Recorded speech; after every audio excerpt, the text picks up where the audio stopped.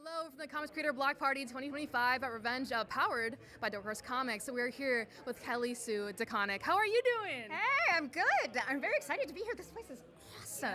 Yeah. It looks fantastic. We love the guillotine earrings, by the way. Guillotine earrings. Thank you.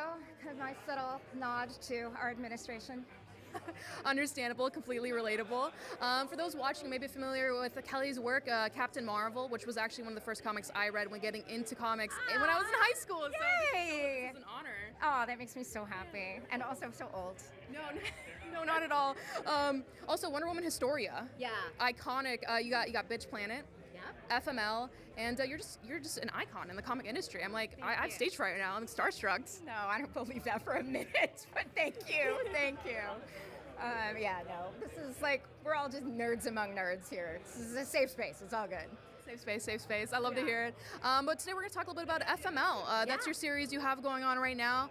For those watching, can you tell us a little bit about this series? It's got some heavy metal elements, got some supernatural elements. It's from Dark Horse. Look at that right there. Dark Horse. It is I am so bad at this. I should have an elevator pitch at this point. It is a story about being a teenager, growing up in a time when it feels like the world is on fire, and the ways that we deal with our anxiety. It's also about his mom and what it is to raise somebody when it feels like the world is on fire. And they're both artists in their own way, so when everything feels like it's spinning out of your control, what matters and how do you make art in that environment? Which makes it sound really heavy, and it's actually not. It's a comedy. It's a really funny book, and I'm super proud of it. And it's with David Lopez, who did Captain Marvel with me, and he is an incredible partner and just very expressive. He draws in like 4 different art styles for the book, because we have the objective style of the book, and then we have the subjective style that Riley, the teen, draws in, and Patty, the mom, is a alt cartoonist, and we have her style, and then we have her style when she was young as well. So it's pretty cool. And there's also, she used to be in a band in the 80s and 90s, and so there's a lot of Riot Grrrl stuff too. And we design all of the back matter in the book to look like an old zine, and I write some essays about my experience in that era, and yeah, it's a lot of fun. We have games and some ARG aspects of it too. There's a lot of stuff in there that you can find, clues you can find to things that are hidden on the web. It's cool. I'm real proud of it. We're having a good time. It is a beautiful book. I love all the back matter, and it takes place in Portland, and you kind of explore the music scene a little bit. Can you tell us more about maybe your relationship with Portland as a city? Yeah. Man, I have never been more proud to be a Portlander than I am right now, honestly. We have the Pacific Northwest has a complicated history, and there are a lot of a lot of things that we gotta keep working on, but there is just a real make it happen and take care of each other spirit there that I absolutely adore, and in this moment in particular, I am especially proud. So yeah, Portland is very much, it's a cliche, but Portland is very much a character in the book. No, absolutely. I've been really falling in love with the Pacific Northwest, and Portland has a huge comic scene, so that's pretty awesome. Yeah. So there's also some like true crime inspiration in the series. Yeah, can you tell us a bit more about that and just kind of the inspiration for the series in general? Yeah. So I have that whatever that thing is where I find stories about horrific murders to be very soothing, which, thank God, I'm not alone in this. There's not something deeply broken in me, but it's complicated, and I have a lot of guilt about it too. And so I wanted, it's like, this book is just like about like, oh my God, it feels like everything is coming at us all at once. Yeah. And so I wanted to write about all of the things, and so Patty, the mom character, has a real true crime fixation, and hers comes Mine doesn't have this, but hers comes from a death in her youth. So there's a murder mystery aspect as well. Lots of moving parts. It is such a stunning comic. It's a lot of fun. I'd say it's kind of like a dramedy. Would you agree with that? Oh, absolutely, absolutely. And I'm not good at monthly comics because I'm a slow writer. So it's officially a mini series, but it's really an ongoing that's serialized. And we don't have a date for the second series yet, but actually, my husband Matt Fraction is going to write the second series, and so we're going to tag out for those two. So the first series focuses on Riley and Patty, and the second series will focus on Jim and Lil, the daughter and the dad. And that's cool too because David is also the father of a daughter, and so yeah. And she's Lil, the little character, is amazing, and everybody loves her. So it'll be a lot of fun. And issue 7 comes out in December. What can you tease about that issue? A lot has been going on in the series, like a lot. Stuff has really hit the fan. Yeah, I mean, 7 is chaos. 7 is like peak chaos. So it's everything. I will say this, I don't want to spoil it, but there is a sequence in 7 that I was like, David, I don't know how we're gonna do this. And David was like, I got you. And he absolutely did. And when it's been out and people have read it, we can talk about what that is. But it required him coming up with yet another style. So there's a 4th style in the book now. Yeah, or a 5th, I guess a 5th style. Yeah, we love to see it. Issue 7, December, so keep an eye out for that, everybody. What is your comic book origin story? When did you start comics, and what drew you to this medium? So I grew up on military bases all over the world, and I'm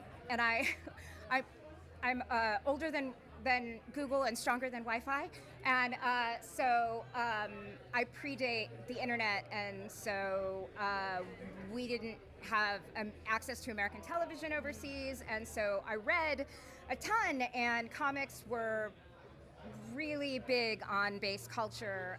The Stars and Stripes bookstore had a fantastic comic section, but I figured out very quickly that the GIs that were getting short, which means that they're like getting ready to ship out, would sell stacks of comics for $1 at the swap meets, and my allowance was 45 cents a week, and so I would save that up, and then I could get like way more comics than I could if I bought them new.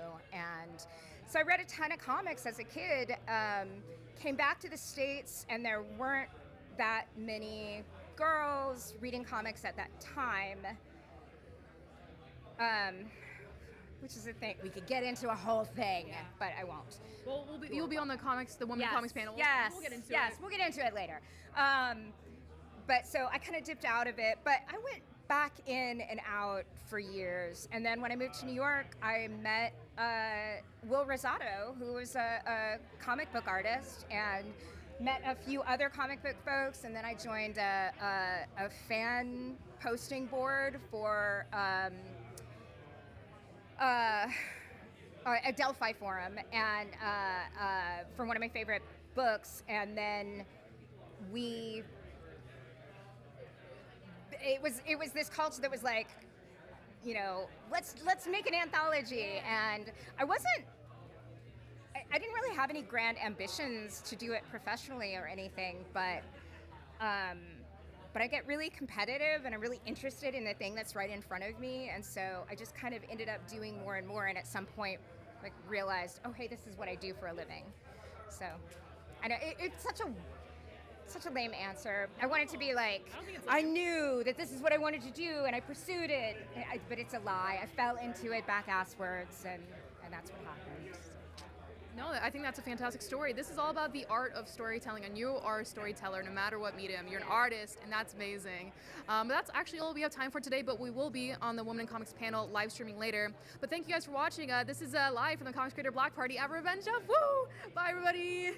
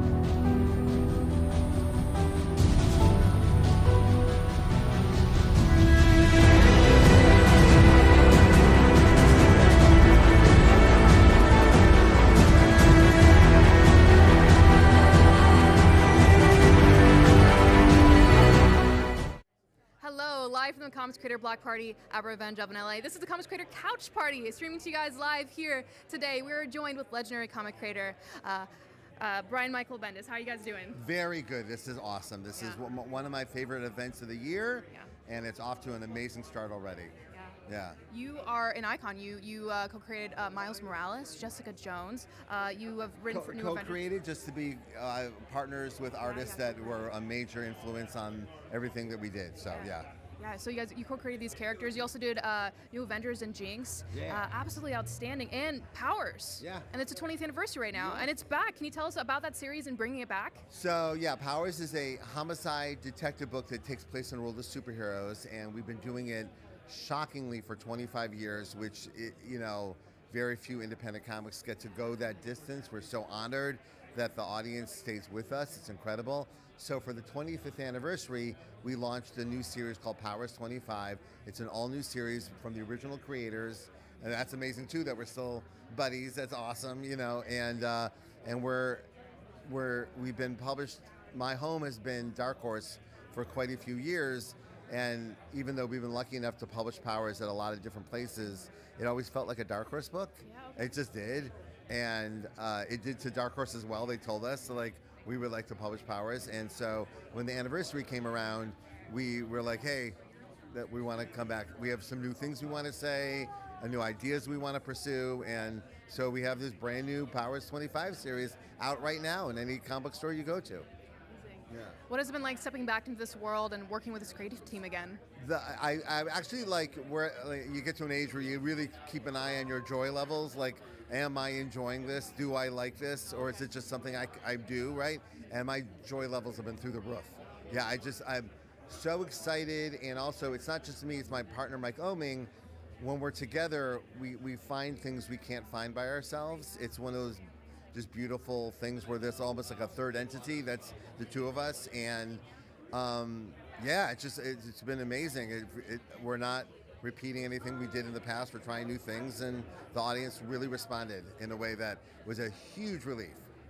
What are you doing different with the 25th anniversary, and what do you love most about it? Well, what's interesting about our series is we're very rare that the characters age along with this series. So 25 years has passed in the life of our lead characters.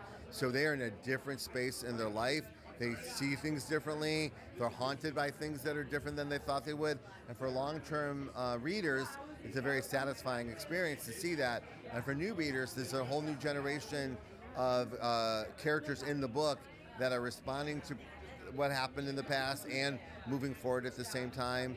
And I wanted that's what I wanted to do. I wanted to come back to the series and kind of analyze everything that's gone on in these genres that we've been in love with all these years, and that's what they're dealing with. So yeah, there's just a new case. Someone died with powers, and it opens up all these doors that weren't open before that. They get to investigate and get to explore everything about the world of superheroes. Absolutely incredible. And you've done a lot of work for the Big Two, and yes, once again, you co-created Miles Morales. What is it like seeing characters you created kind of adapted to the big screen? And you're also involved in the Spider-Verse as an executive producer. How is it like seeing these characters? It's really wonderful, for me, like Miles, like first it was Jessica, and then Miles and Riri particularly. But Miles is like a hug that never ends in my life. Like everywhere I go, it's never like every interaction about Miles is a positive. It's either someone just saying something nice, or Halloween was just last week and I saw a bunch of Miles and Gwen's running around, and I'm like, you want to come up and go, it's just, but it's so beautiful. It's such a beautiful experience, and then just I just can't believe it, and I think the pop culture professor in me knows that like a lot of my heroes who got to have this happen to them. And me and Kelly Sue, who created Captain Marvel, we talk about it all the time because a lot of our heroes, they were either very, very old or had passed away before the moment happened. And we're lucky that something happened in the culture where we get to be here for it. Like we get to like literally go to the premieres and experience all that comes with people loving our the thing we're trying to put into the world. So I'm very grateful that I get to like experience the interaction, which even when you're sitting in your room like making comics hoping like someone will react positively, you really don't know what that will feel like or in what way that will feel, how it feels. And then this experience has just been incredible. I didn't see any of this coming. Yeah, you hope for it and you don't even know what it's like. Yeah.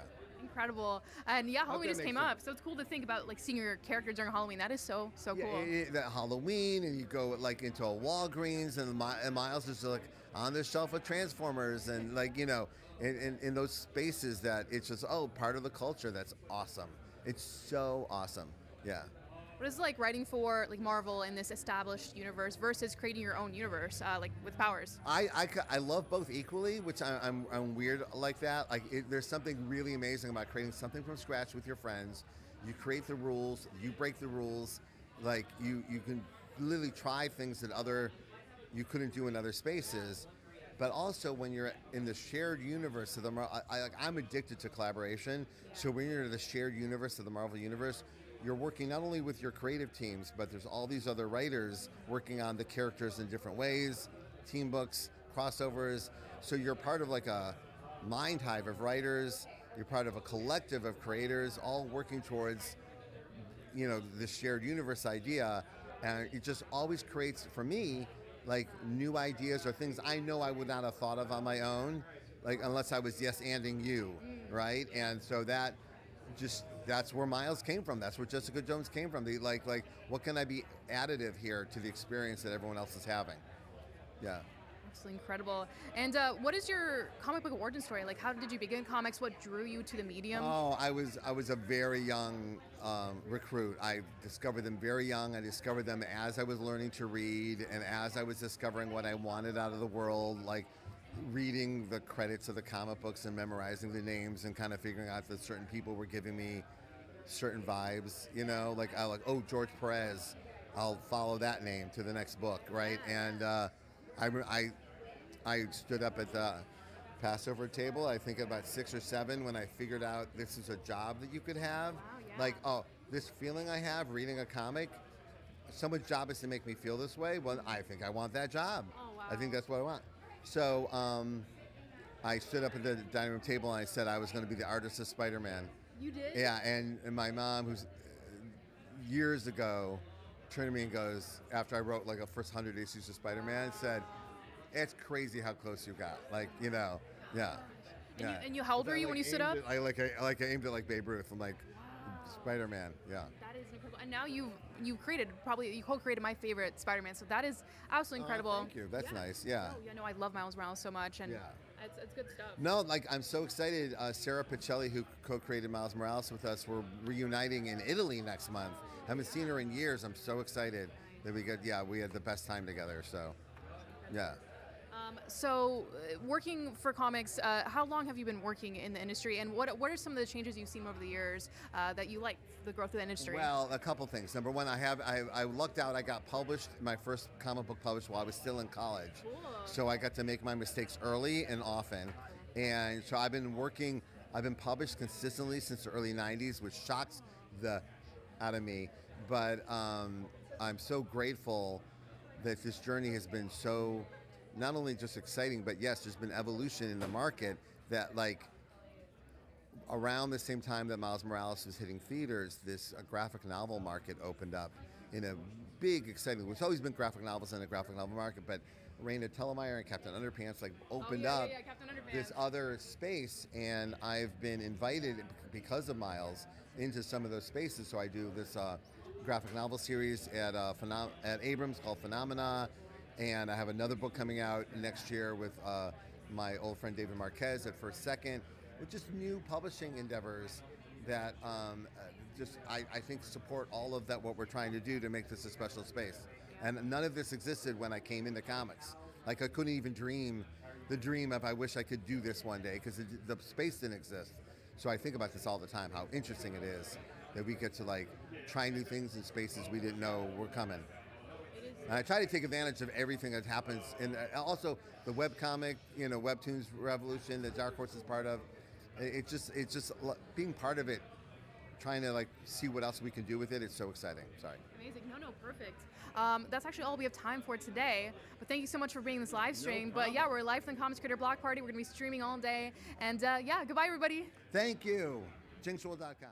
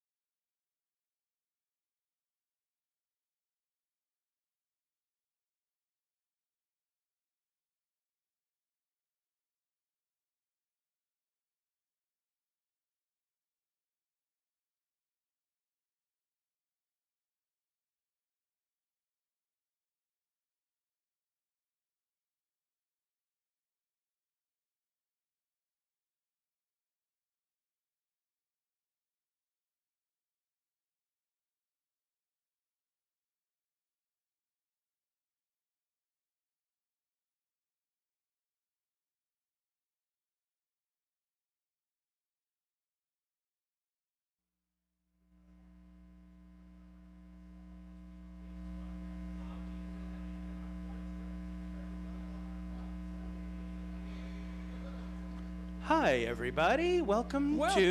this.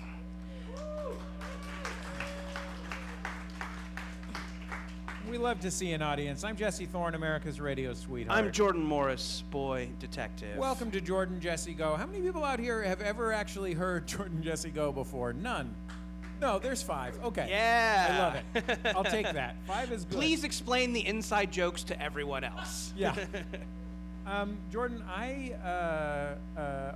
this morning had an incident. Ooh, an incident. That sounds like a good way to start the show by talking about the incident. I was in my backyard, not to brag, and I was reading The New Yorker, not to typecast myself. Okay. And You're smoking your pipe. Exactly. Regular listeners know that I live next door to a just full-on tire yard, just like a place where they are repairing and fixing tires. And I think there's... You're such a gearhead. You guys can tell. I'm a fucking gearhead. I love gears. And I think there's standing water at the tire place. Okay. Because there's been a lot of what I call skeeters. That's short for mosquito? Yeah, it is, Okay. correct. That's an inside joke that they could have explained to each other, but it's fine. Yeah. But I've been having a lot of problems in my backyard with mosquitoes. And I have taken to just really aggressively trying to murder them. Okay. I used to sort of run away from them, but now I want them dead. You can only really catch them if they're full of blood already. Okay, because they're slower, because They're they're a full lot of slower blood. once they're full of blood. So So you 3D printed a gun. every time I actually squish one against a wall, I regret that I killed it Right. because it spits blood all over my wall. But I was outside sitting on the stairs, and a mosquito landed on me, and I slapped it, and I killed it. And I was very proud, except that it was right here.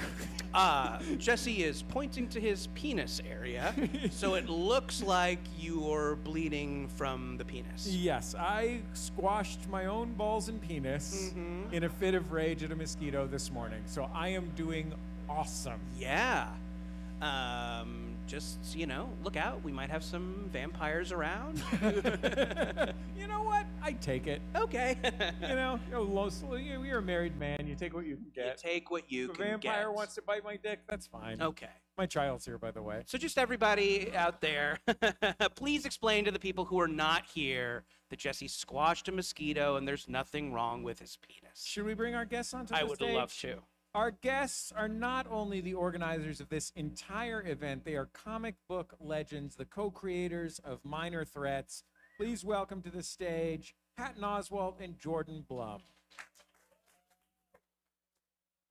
Hey, there they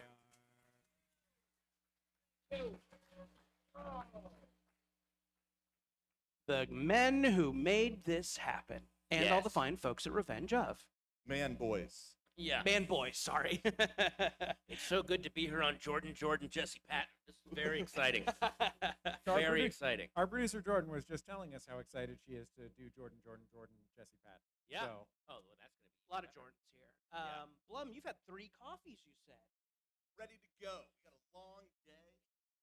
Sorry, it came in too hot. That's your 3 coffee voice. Yeah. Traffic on the ones. No, it's be fun today. Yes. Yeah. Oh, seems like you're crashing already.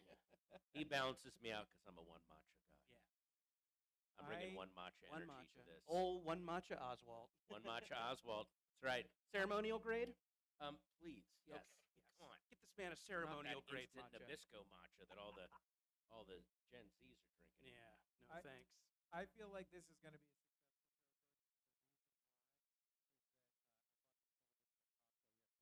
Turn it later. Okay, how about a There round you of go. applause for Costco's liberal return policy? Yay. This is going to be great. I also like Jordan and Patton's names are on like all the T-shirts and stuff like that, which is wonderful.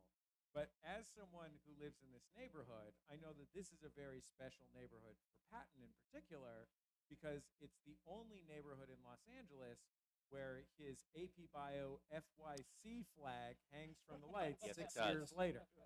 If you go out, actually, all that's left is the tiniest little tatter out in front of this door.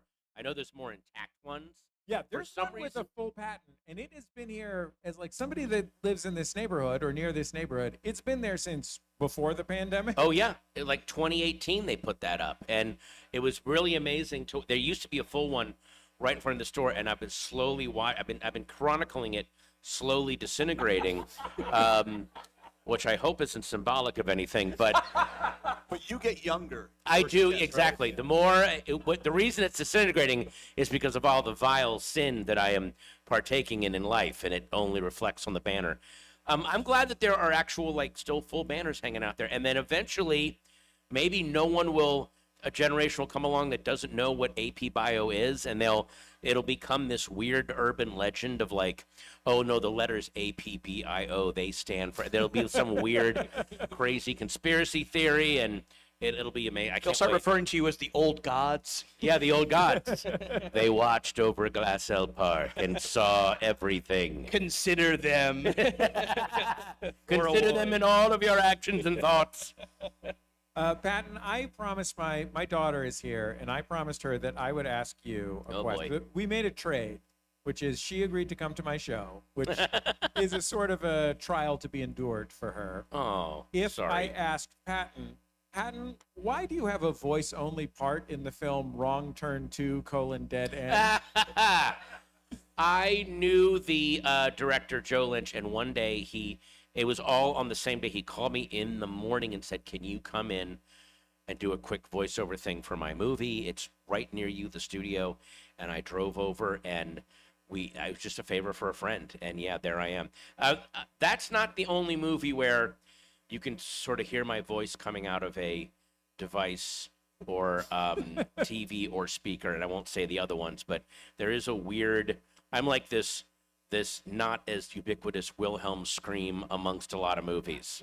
I am so in love. I watched for our friend's podcast, The Flophouse, the other day. I watched the Smurfs movie. Oh Lord. And I love that when they put together those voice casts, like those movies have 5, 6, 7 year production timelines. Like Yeah. it takes so long to make one of those movies. And so it just gives you so much time to locate someone who would be willing to record one line down the street from their house that day. Yes, exactly. And it's also what's really cool.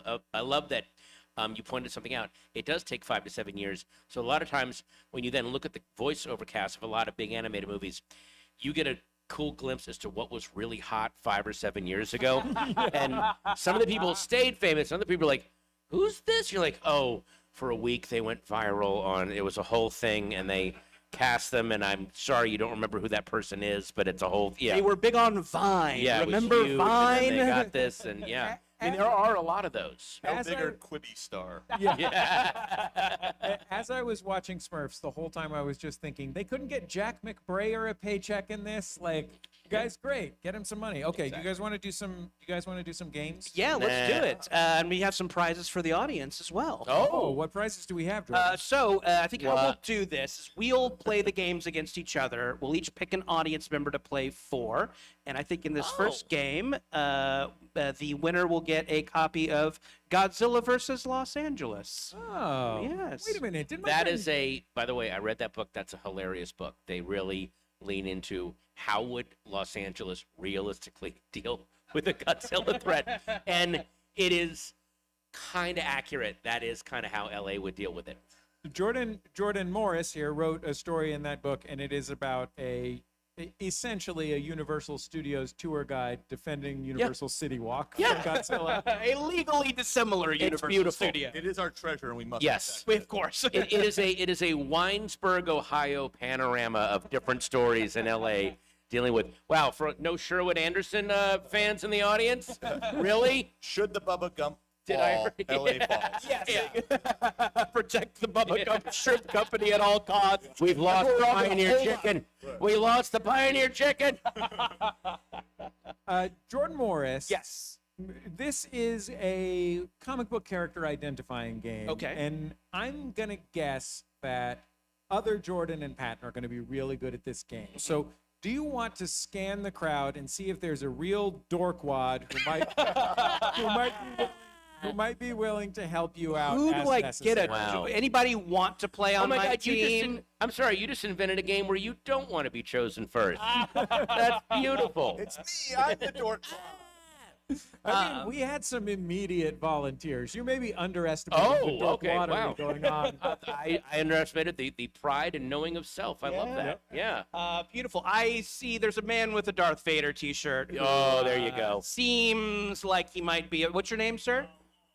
Lowell. Lowell. Okay. Yeah. Well, I will be consulting with you, and if we win, you'll get that comic. Well, I'm sorry. Lowell, not LOL.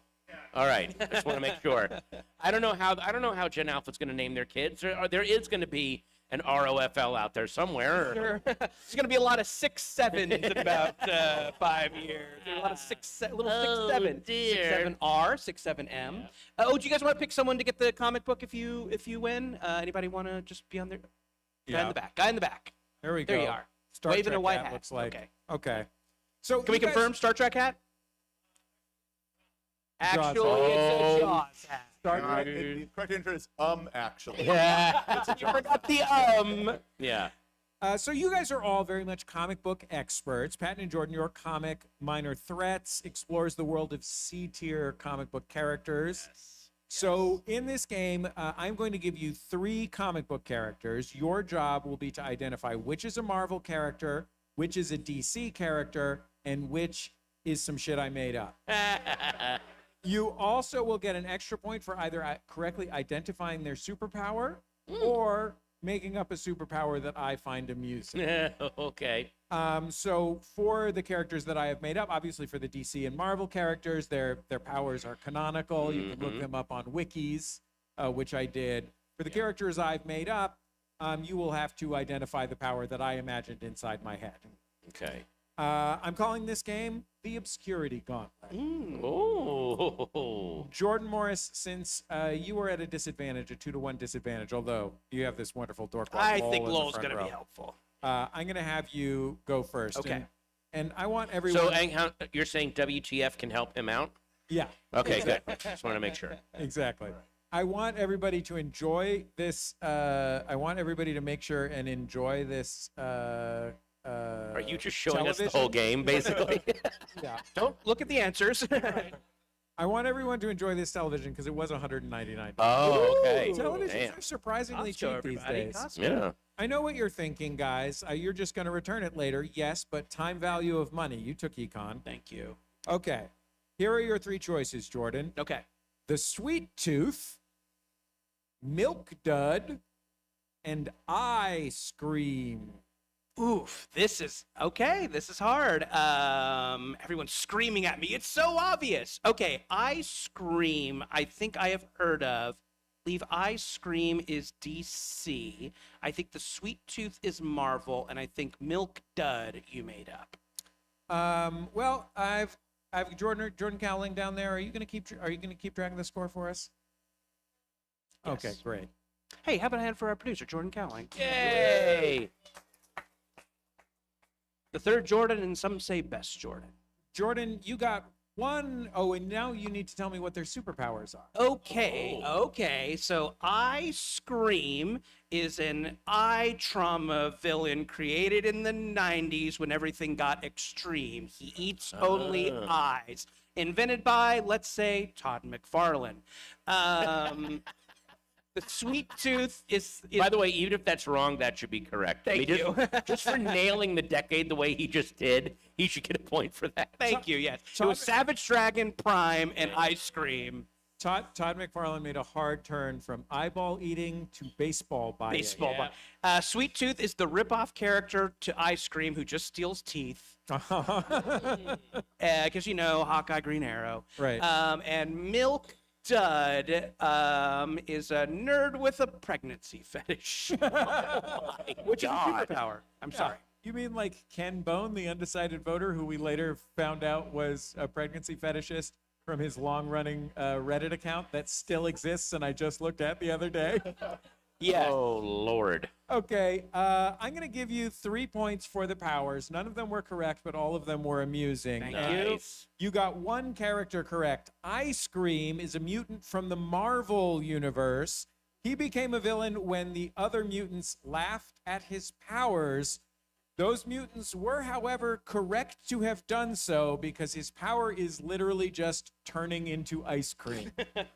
He can turn into ice cream, including his suit. The wiki clarified that his suit is made Also of turns- unstable molecules, so it can also turn into ice cream. Checks out scientifically. Representing the DC universe is Sweet Tooth, who fights Batman by making realistic-looking structures out of candy. Or at least that's what a brief glance at the internet told me. I have too much dignity to learn more about the Sweet Tooth. And I made up Milk Dud, who defeats his enemies by damaging their expensive dental work. Oh, nice. By the way, all this art is made by podcast celebrity Dan McCoy from the hit Oh, podcast, The Flophouse. I should have consulted you, ROFOL. I'm sorry. He took time out of writing The Daily Show and other hit television programs to draw dumb fucking pictures for me all day yesterday. Thank you, Dan. Okay, this is yours, Patton and other Jordan. Other Jordan. Here are your choices: Asbestos Lady, The Hydrant, and Cinderblock. One is a Marvel hero, one is a Marvel character, one is a DC character, one is a character I made up. Asbestos Lady's real. Yeah, I for some reason I've heard of Asbestos Lady, and that feels like a Marvel character only because they're trying to what's big in the headlines right now. Oh yeah, okay, asbestos. Like that feels like one of those Thursday afternoons at 2:00. We need something timely. I read about asbestos that gives you cancer. All right, I find Asbestos Lady. Great. All right. Snort. Yeah, That'll scare Batman. that'll scare Batman. She can team up with breakdancing kid, like just whatever is in the news. So That's Marvel. You're saying. that's Marvel. Yeah, asbestos is Marvel. Can I clarify? I almost included the breakdancing Marvel character, but left it out. Wow. There were too many other crazy Marvel characters to include the one that breakdances. Who's this villain? Where's the beefy? I don't know. I think the Hydrant feels fake. I think Hydrant is fake. I think Cinderblock. I would name a character. Cinderblock's a great name. That's just a cool name. Yeah, and that's a DC character, and I feel like he's the when you have the villain team, he's the bruiser who's off to on the left in the back. Someone, maybe who could turn into. Yeah. But I also would love someone who just drags around a Cinderblock and throws it at people. That would be the way I would. So Cinderblock is the bruiser. What are the powers of Asbestos Lady and the Hydrant? Asbestos Lady is first. You can't set her on fire. She's immune to fire, and I think she can also like suffocate you, take the air out of the room, some kind of chemical process. And I guess if we're going with keep the fetish going, it's piss fetish guys. Hydrant. There you go. There you go. Yeah. I am giving you 3 points Oh. for getting correct all 3 universes. Wow. And I'm giving you 2 points because I don't want to give you a point for the piss fetish because my daughter's here. Oh no. Look, you guys opened that door. We all did. right? It's completely our fault. Come on. Complete. You were just yes-anding. Yes. She knows who her father is. Oh, okay. All right. Our Marvel character is Asbestos Lady. Her asbestos suit makes her uniquely qualified to fight her arch nemesis, the Human Torch, Oh. and also makes her uniquely qualified to get mesothelioma. That's right. Mesothelioma. Which is her second power. Mesothelioma. It does not make me uniquely qualified See, Marvel to say. Comics presents number 24. Boom. Exciting story. Sizzle and Stan. From DC Comic Books is Cinderblock. His Cinderblock body makes him super knew it. strong and resilient and perfect Bruiser. for building a retaining Big wall. Although I love Jordan's idea of a guy that just carries a cinder block with him and throws it at people. Like he just bum rushes his way onto a villain team. They're like, listen, throw a cinder block, carry it around everywhere. You got to do nothing. I'll carry it. Jordan, we can see all the slides. Okay. And I made up the Hydrant, whose superpower in my mind is starting really cool block parties on hot days in Bed-Stuy, Brooklyn. Yeah, it's kind of nice. And you thought it would be piss related. But Yeah, it's related that's a to villain that fun, people can love. wholesome fun. So Yeah. that's about 5 points. Who knows? Jordan, it's back to you. Back to me. Okay, here are your choices. The Sportsmaster, 10-Pin, and King Frolf. Okay, Lowell, we're coming to you. Do you have any feelings on this one? Your cousin's name is Frolf, right? Like Lowell and yeah. Frolf? Yeah. Oh yeah, we see. Frolf each and other every Lowell. Thanksgiving. That's a good warm-up, vocal warm-up. So, Lowell, Frolf, Lowell, s- Frolf. The Sportsmaster kind of sounds like a Batman villain. Like I feel like his power is, I don't know, like he has every bit of sport as a costume. Like he's got a football gear, Right. he's got a basketball. Like he can make anything into a ball and throw it at Batman or whatever. That's my Yeah. guess. Okay. 10-pin. That sounds made up. That sounds like a play on Kingpin, 10-pin, like, I don't know. And King Frolf sounds like a Marvel villain. It sounds like an Asgardian frog character or something. I think that's a good guess. I'm going to go with you on Sportsmaster, but I'm going to switch Tin Pin and Frolf just because I know that Jesse and I went to UC Santa Cruz, and there's no one we like making fun of more than people who play Frolf. So I think just knowing Jesse's personal joke bucket, I'm going to say that Frolf is made up, Sportsmaster is DC, and Tin Pin is Marvel. I But also thank know. you. I also know that anytime the word "frolf" is mentioned on Jordan Jesse Go, one person will say that they unsubscribed from the program because we were making fun of disc golf. Disc golf. Disc golf. Yep. Not frolf. Disc Actually. golf. Disc golf. What are their powers, Jordan? I'm going to go with Lowell on this, but I will say that I'll switch King Frolf's power to wearing those shoes that have individual toes, which is a power. What was Tin Pin's power again? Let's say maybe I kind of forgot what you said, so I'll just come up with a new one. Yeah. And it's not getting the runs from expensive bowling alley nachos. Okay, great. I'm going to give you 3 points for the powers. Representing Marvel Comics is 10-pin, who throws specially weighted bowling pins, often full of explosives. His mortal enemy, of course, actual exercise. Yeah. We put him on a television show. He was Yeah. in MODOK. Really? He's in yeah. MODOK. Yes, Who he is. voiced? Episode of MODOK. Who voiced? He's in the bar with no name. Yeah. It's, Chris Parnell. Yeah. Wow. Past Jordan Jesse Go get Yeah. Parnell. Yeah. Loveliest man in the world. DC's representative here is Sportsmaster. That's right. There Who you is go. Thank you, indeed Lowell. great at sports and attacks his foes with special hockey sticks and baseball bats. He was just. I think he was just in the new issue of JSA. Am I? Yes. Yes, he was just in the new issue of JSA. Yeah. And Stargirl. He was on the show Stargirl. Yes, he was on Stargirl. That's right. And I gotta say, for such a goofy villain on the Stargirl show, they really designed a cool outfit for him. Like they made him look maybe a little better than he should have looked. Yeah. He also wears out his enemies who don't want to try pickleball but eventually do and then admit that they kind of like it. And of course, I made up King Frolf, whose superpower is wearing the same pair of cargo shorts like literally every single day. Oh, hey, it's my cousin.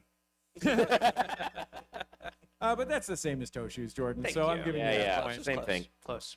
Okay, Blum and Patton. Oh. Here are your choices: Arm Fall Off Boy, Armless Tiger Man, and Handsy Fella.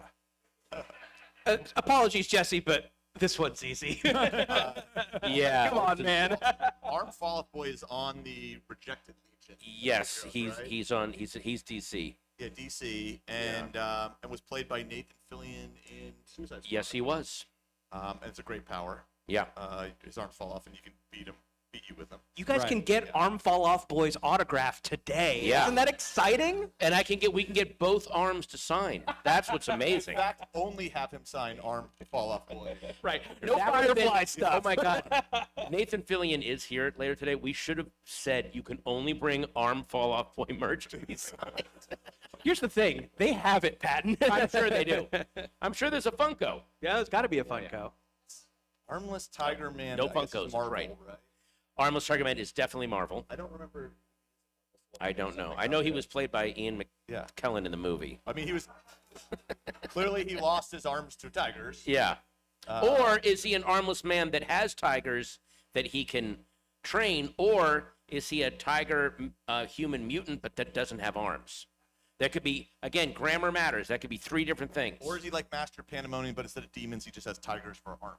Oh, armless tiger. Now, there are 7 questions Or, in this hang quiz on, in a 45-minute is he a show. guy, wait a minute, is he a guy who only has 1 arm, and he had a tiger, but the tiger was taken away, so he is an arm-less tiger man? That's our answer. probably it. That's That's probably probably it. We're gonna go with that one. And Okay. Probably the one. Handsy fella, you take that one. Hansi Fella is in the current administration. Trump's golf buddy. Now he's Secretary of Agriculture. I'm going to give you all 3 points for identifying powers. I am also going to give you all 3 points for identifying universes. Yeah.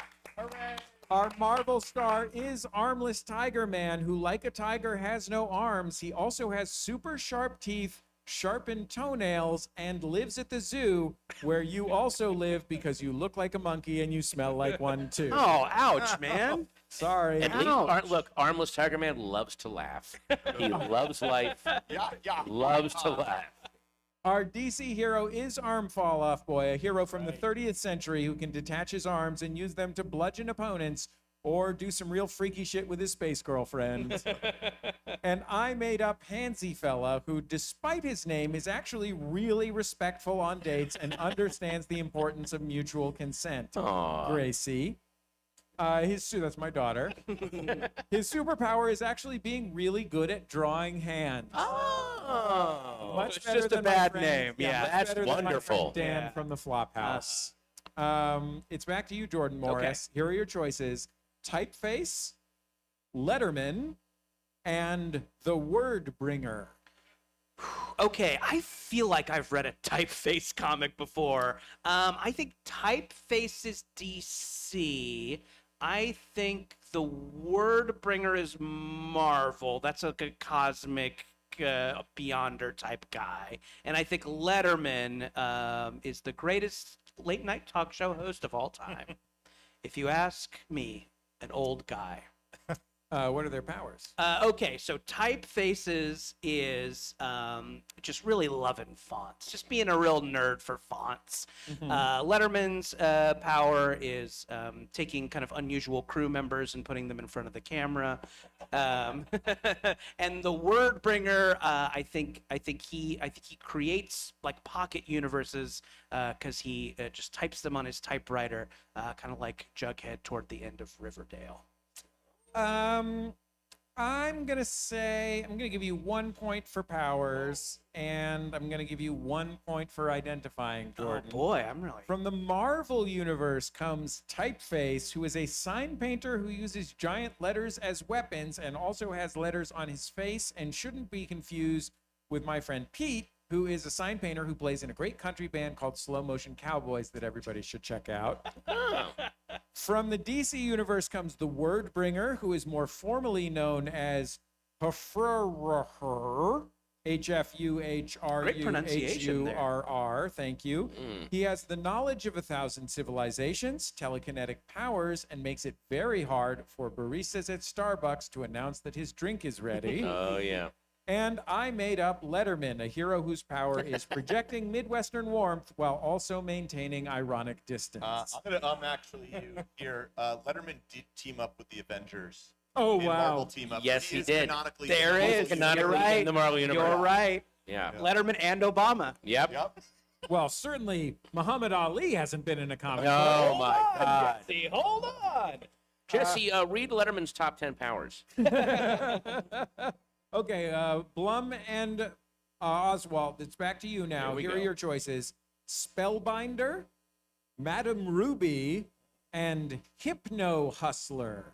Spellbinder, Madame Ruby, and Hypno Hustler are your choices. Those all sound good. Hypno Hustler's a Spider-Man villain. And I think Spellbinder is one of the original JSA supervillains. Yeah. So So I think Madame Ruby. Is made up. Wait a minute, isn't Madame Ruby in that Bruce Springsteen song, Atlantic City? All these are in Bruce Springsteen. Oh, that's true, yeah. And the Spellbinders fighting the original thing. And Hypno Hustlers on the Ferris wheel. What are their powers? Or no, Hypno Hustler's Marvel, right? Wait a minute. Yeah, that's what you No, said. no, yeah, you said that, and I'm Okay. saying Spellbinder is. Yeah. I think he's a JSA, but I think Spellbinder is just a criminal hypnotist, but what he does is he hypnotizes other people to do his crimes for him, so that he has deniability. I think Okay, what about Hypno Hustler? Also a hypnotist. he hypnotizes himself into being the best disco dancer out of Philadelphia. Yeah, okay. What about Madame Ruby? What's her power?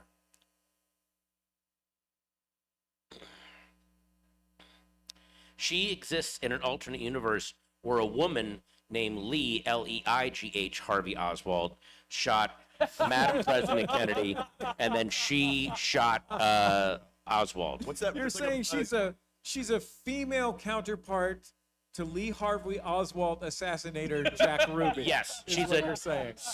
Yeah, exactly. Isn't there like a Can Rule we stop 31 just or doing stuff that only Gen Yeah. Alpha will get? A Rule 34 is what Rule you're thinking. 34. 34, yeah. I am. I believe you got. You said Spellbinder was DC, right? Yeah. You got 3 points for identifying universes. I really liked Patton's whole thing about Jack Ruby. Thank you. If there's any drug-addled, if there's any drug-addled baby boomers in here, I'm sure you like that joke too. Our Marvel character here is Hypno Hustler, who fights Spider-Man with his hypnotic guitar, Wow. who also clearly has plowed his way through half of 1970s San Francisco. Men, women, whatever. It doesn't matter. Look at this guy. Yeah. Our DC villain is Spellbinder, who uses his That's painting right. powers to create mesmerizing optical illusions to defeat foes and create posters to sell on college quads. And I made up Madame Ruby, whose superpower is sending Pee Wee Herman on a cross-country wild goose chase. Gentlemen, God. there's no basement in the Alamo. Back to you, Jordan. Back This to is the me. final Can question. I win? Is it possible? What's the score? Yeah, I know. I need to score? have. I need Lowell. I need Lowell's help Hey, for this one. BRB JK. is sitting right in the front row. Use him. All right. What's our score right now? Thank you, TTF. Okay. How many points does Jordan Morris have? We don't need to worry about that. He's got around Okay. 11 points. So I So think we can probably win. I mean, this the if we good do news really is this question is worth 10 points. Oh, snap. I know, Okay. right? Okay, here are your choices. All right. Gnort, good. Okay. Jesse, come on. You got to make I'm these sorry. hard. The whole audience just went. "God." He's one of the lanterns. DC. You just spoiled it. Yeah. Dupe, Dupe's and, Marvel. This is easy. and Dupe creator in the audience. He's sitting in the audience. Is the creator of Dupe here? In the audience. Yeah, Michael Oren is right there. The Dupe Daddy himself? Yeah. well, how about a round of applause? For Yeah. Dupe and The his creator wonderful of creator. Dupe. And great Wow, news. Jordan, that was a dupe pull. Sounds. Sitting here on stage is the creator of our final choice, FAP. Oh. So yeah, I mean, Lowell, let me know if you think this is correct. Gnort DC, he's a lantern. He's got a weird Okay. dog face, so his powers would be Green Lantern powers. Sounds accurate. Dupe, Dupe is an X-Man who's a floating pink blob guy. Doesn't float. He's green. He's basically Slimer with a video game. Someone's pointing at a picture of Dupe right now. No offense. He's Green. Someone is pointing at the picture. And you know, FAP. That's just a lonely person trying to So make it he's through. not allowed to do anything in November. There you go. Yes, yes.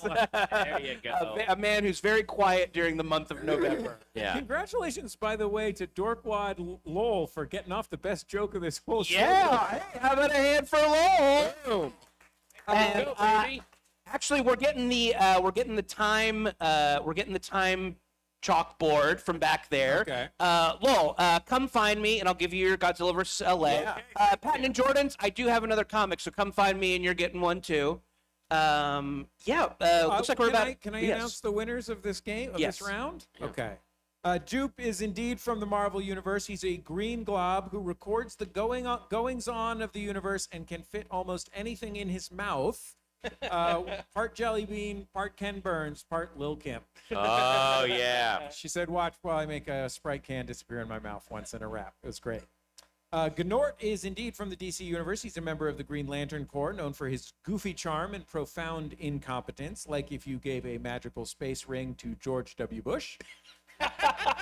And political satire for today.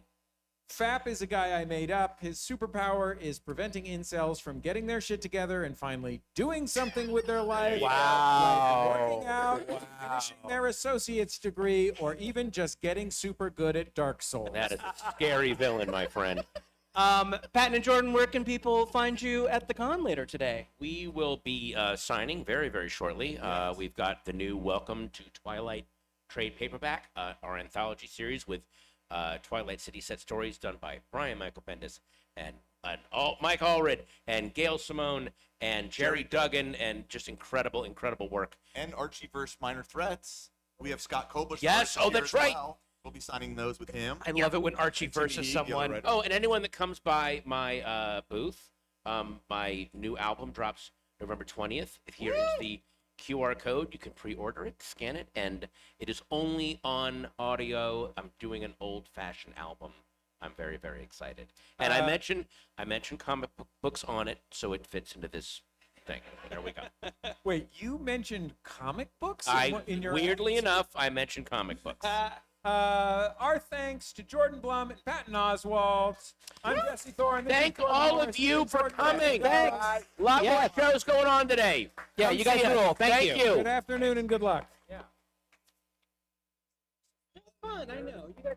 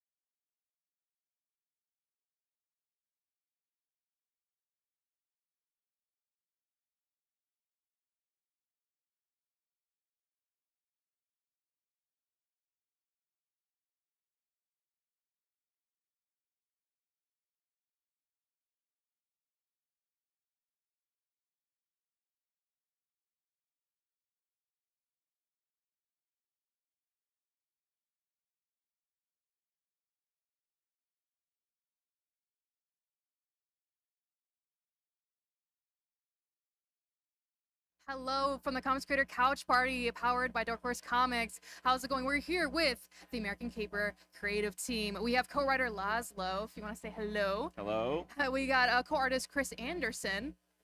We got colorist Lee Lowridge, editor Shelley Bond, and variant cover artist Marguerite Savage. How are you guys doing today? Welcome. Fantastic. This is off the charts. I didn't even know this place existed.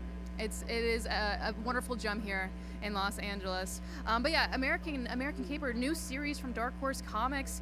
What can you tell us about it? What inspired the series? What is it about? Well, it's about two families that live next door to each other and a van full of escaped convicts that are smuggling migrants. They weren't smuggling migrants, they hijacked the van, crashes between these two houses, and then all hell breaks loose, and you follow all of these characters through each of the issues. And it's probably, of all the projects that Absurd Ventures is working on, it's the closest to that Grand Theft Auto tone of satirical, dark crime fiction. I think an animal or a person gets murdered in every issue. Oh, wow. And there's a lot of satire and comedy. And in 2 words, it's completely unhinged.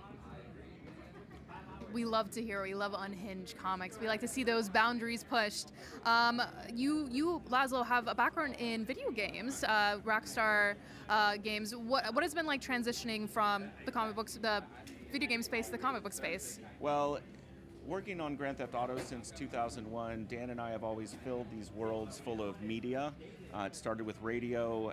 When you're driving around the game, you see billboards. There's an in-game internet. And then when the platforms had more capacity, we started putting in-game television. And so when we left Rockstar and started Absurd Ventures, we said we want to keep making lots of this media, but we want to put it out in the world instead of just having it in an open world game. And so of the 3 projects that we're working on, American Caper is a comic book only. Dan and I are longtime fans of comic books. He's British, so he's fans of a lot of English comic book series, and I come from 70s, 80s, 90s comic book fandom. And so we said, let's write a comic book. We had no idea what we were doing, which is why we found veteran editor Shelley Bond, and she's the reason that we're standing here today. Amazing. Because if it weren't for her, this would be just a dream. Well, come on. You actually begged me to kick your butt and show you what it means to write comics. Hell yeah. You and Dan and our team. David Lapham, it must be said, who isn't with us today, but he is probably one of the greatest American cartoonists living today.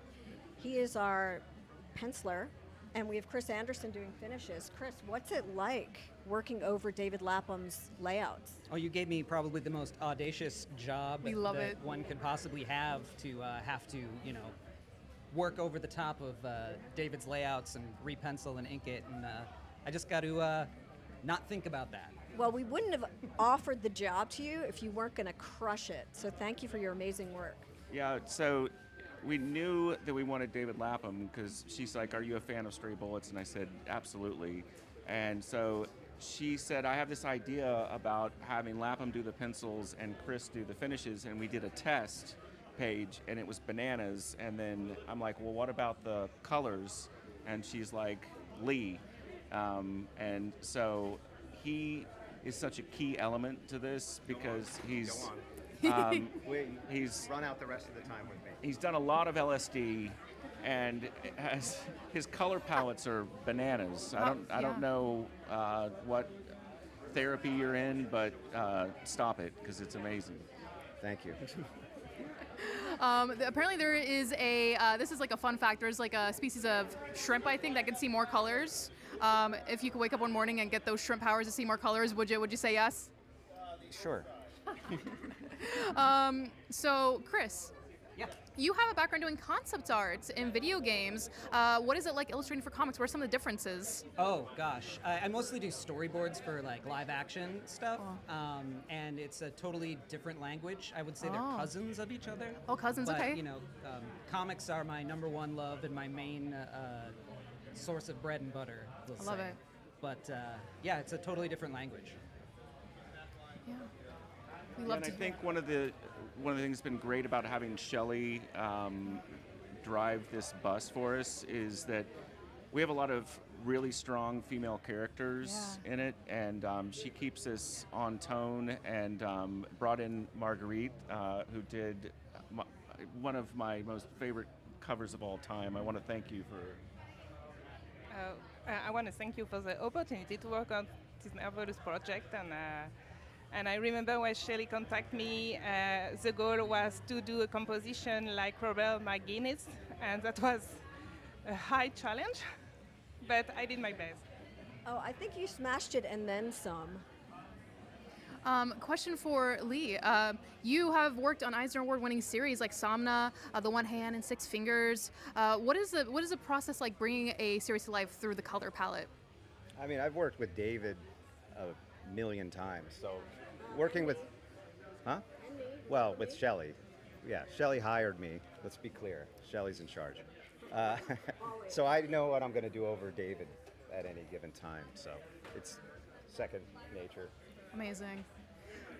Shelley, I have a question for you. You're an iconic editor in the industry, and this is right here. This team right here is amazing. I'm so honored to be standing here with you guys. I think, did my father send you a check? If not, it's in the mail for saying that. Oh my gosh, thank you. What has your experience been like working with this team, and what makes this team so special and this story so special? Well, what I told Laszlo and Dan right from the beginning, after they explained the high concept of American Caper to me, was it sounded just like one of the old school Vertigo books. Like back in the day, you know, I love the crime fiction we did in the early days of Vertigo. And I read the first couple of scripts, and I really felt like I could honestly describe it as, what if 100 Bullets and Stray Bullets got trashed at a party and met up with the boys. Oh wow! And then had a baby. It would be American Caper. And nice. I just want to say that working with this team has been fantastic. It's the first time I'm freelance editing for such a large company, and it has been such a great experience. I think everybody brings their A game, and then of course I kick everybody in the teeth because it's what I do. You know, when you're an editor, you throw red ink, and they've shown up in their hazmat suits and they're delivering, and I can't wait for everyone to get their hands on issue 1. It's out on Wednesday. This Wednesday. Yeah, and I'll have to say, here's the process. So Dan writes the first draft of the script, and I go through and I do a pass and add some dialogue and some scenes, and then I send it to Shelley and David Lapham like a little kid, really excited, and then I just get an email back that's like, nope. And then a laundry list of notes, and then I'm crushed and pick my ego up off the floor, and then Dan and I will make changes, do a read through of the scripts together, and make a bunch of edits and send it back. And she's like, okay, now this is worthy. Nice. What goes into being an editor for those watching who are not too familiar? Well, editing comics is the greatest job that no one knows about. I mean, and it's not for the faint-hearted. You know, you have to be really fearless. It's not just about keeping the trains or the schedules running on time, and that's a fallacy for anyone that tells you it's what it is. You really have to be on top of everything. You have to really manage the deadlines and manage egos, great and small, both here. And you really have to remember that the story is most important. So there might be a month where Laszlo's on top of his game and Lee falls apart. You know, the editor's the one that has to kick everyone into shape and keep everybody moving forward, and sometimes telling people when a page is a finished page. Yeah. And it's a great job, and I've been doing it for 34 years, but I learn something every day working with this team. But they are really killing it. So I can't wait for everyone to get their hands on a copy in stores next Wednesday or today. If you're here in the LA area, come on out. We've got a lot of people selling issue 1. You're going to love it. You could get here early at the event today. We love to hear it. Last question for Marguerite. What has been like creating these variants for this series? What goes into creating these visuals? As I just said, the brief was very inspiring. I got a very good reference, and actually Shelley contacted me to do the variant and send me, as I was saying, the Robert McGuinness reference. So I was freaked out first. And then I was like, okay, challenge accepted. I think what Marguerite is not saying is she has really established herself in comics as one of the premier illustrators of covers. She came from fashion illustration, if I'm not mistaken, and she's been working in comics for the past 10 years or so, and her covers are so unique. They're stunning. You can tell a Marguerite Sauvage cover from miles away.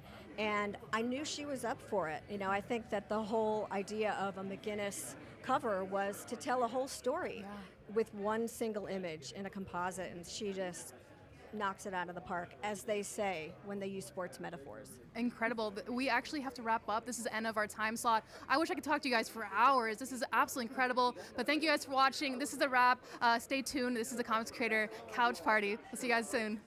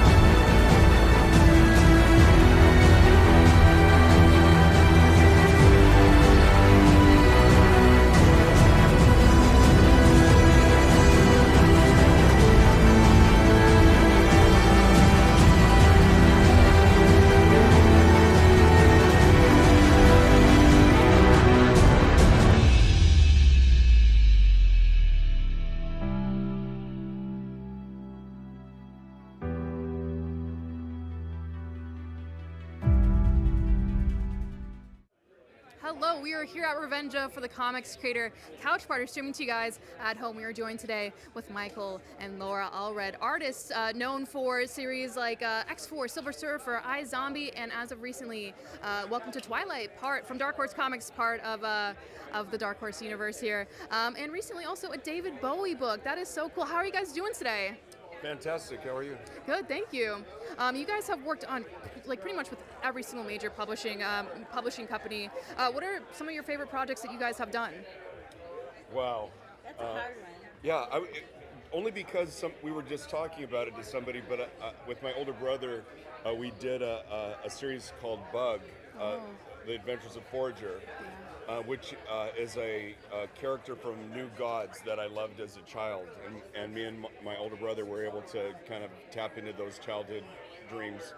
That's one of my favorite things. Obviously, Silver Surfer, my own creation, Madman, and the universe that swirls around him. Usually what we're working on right now.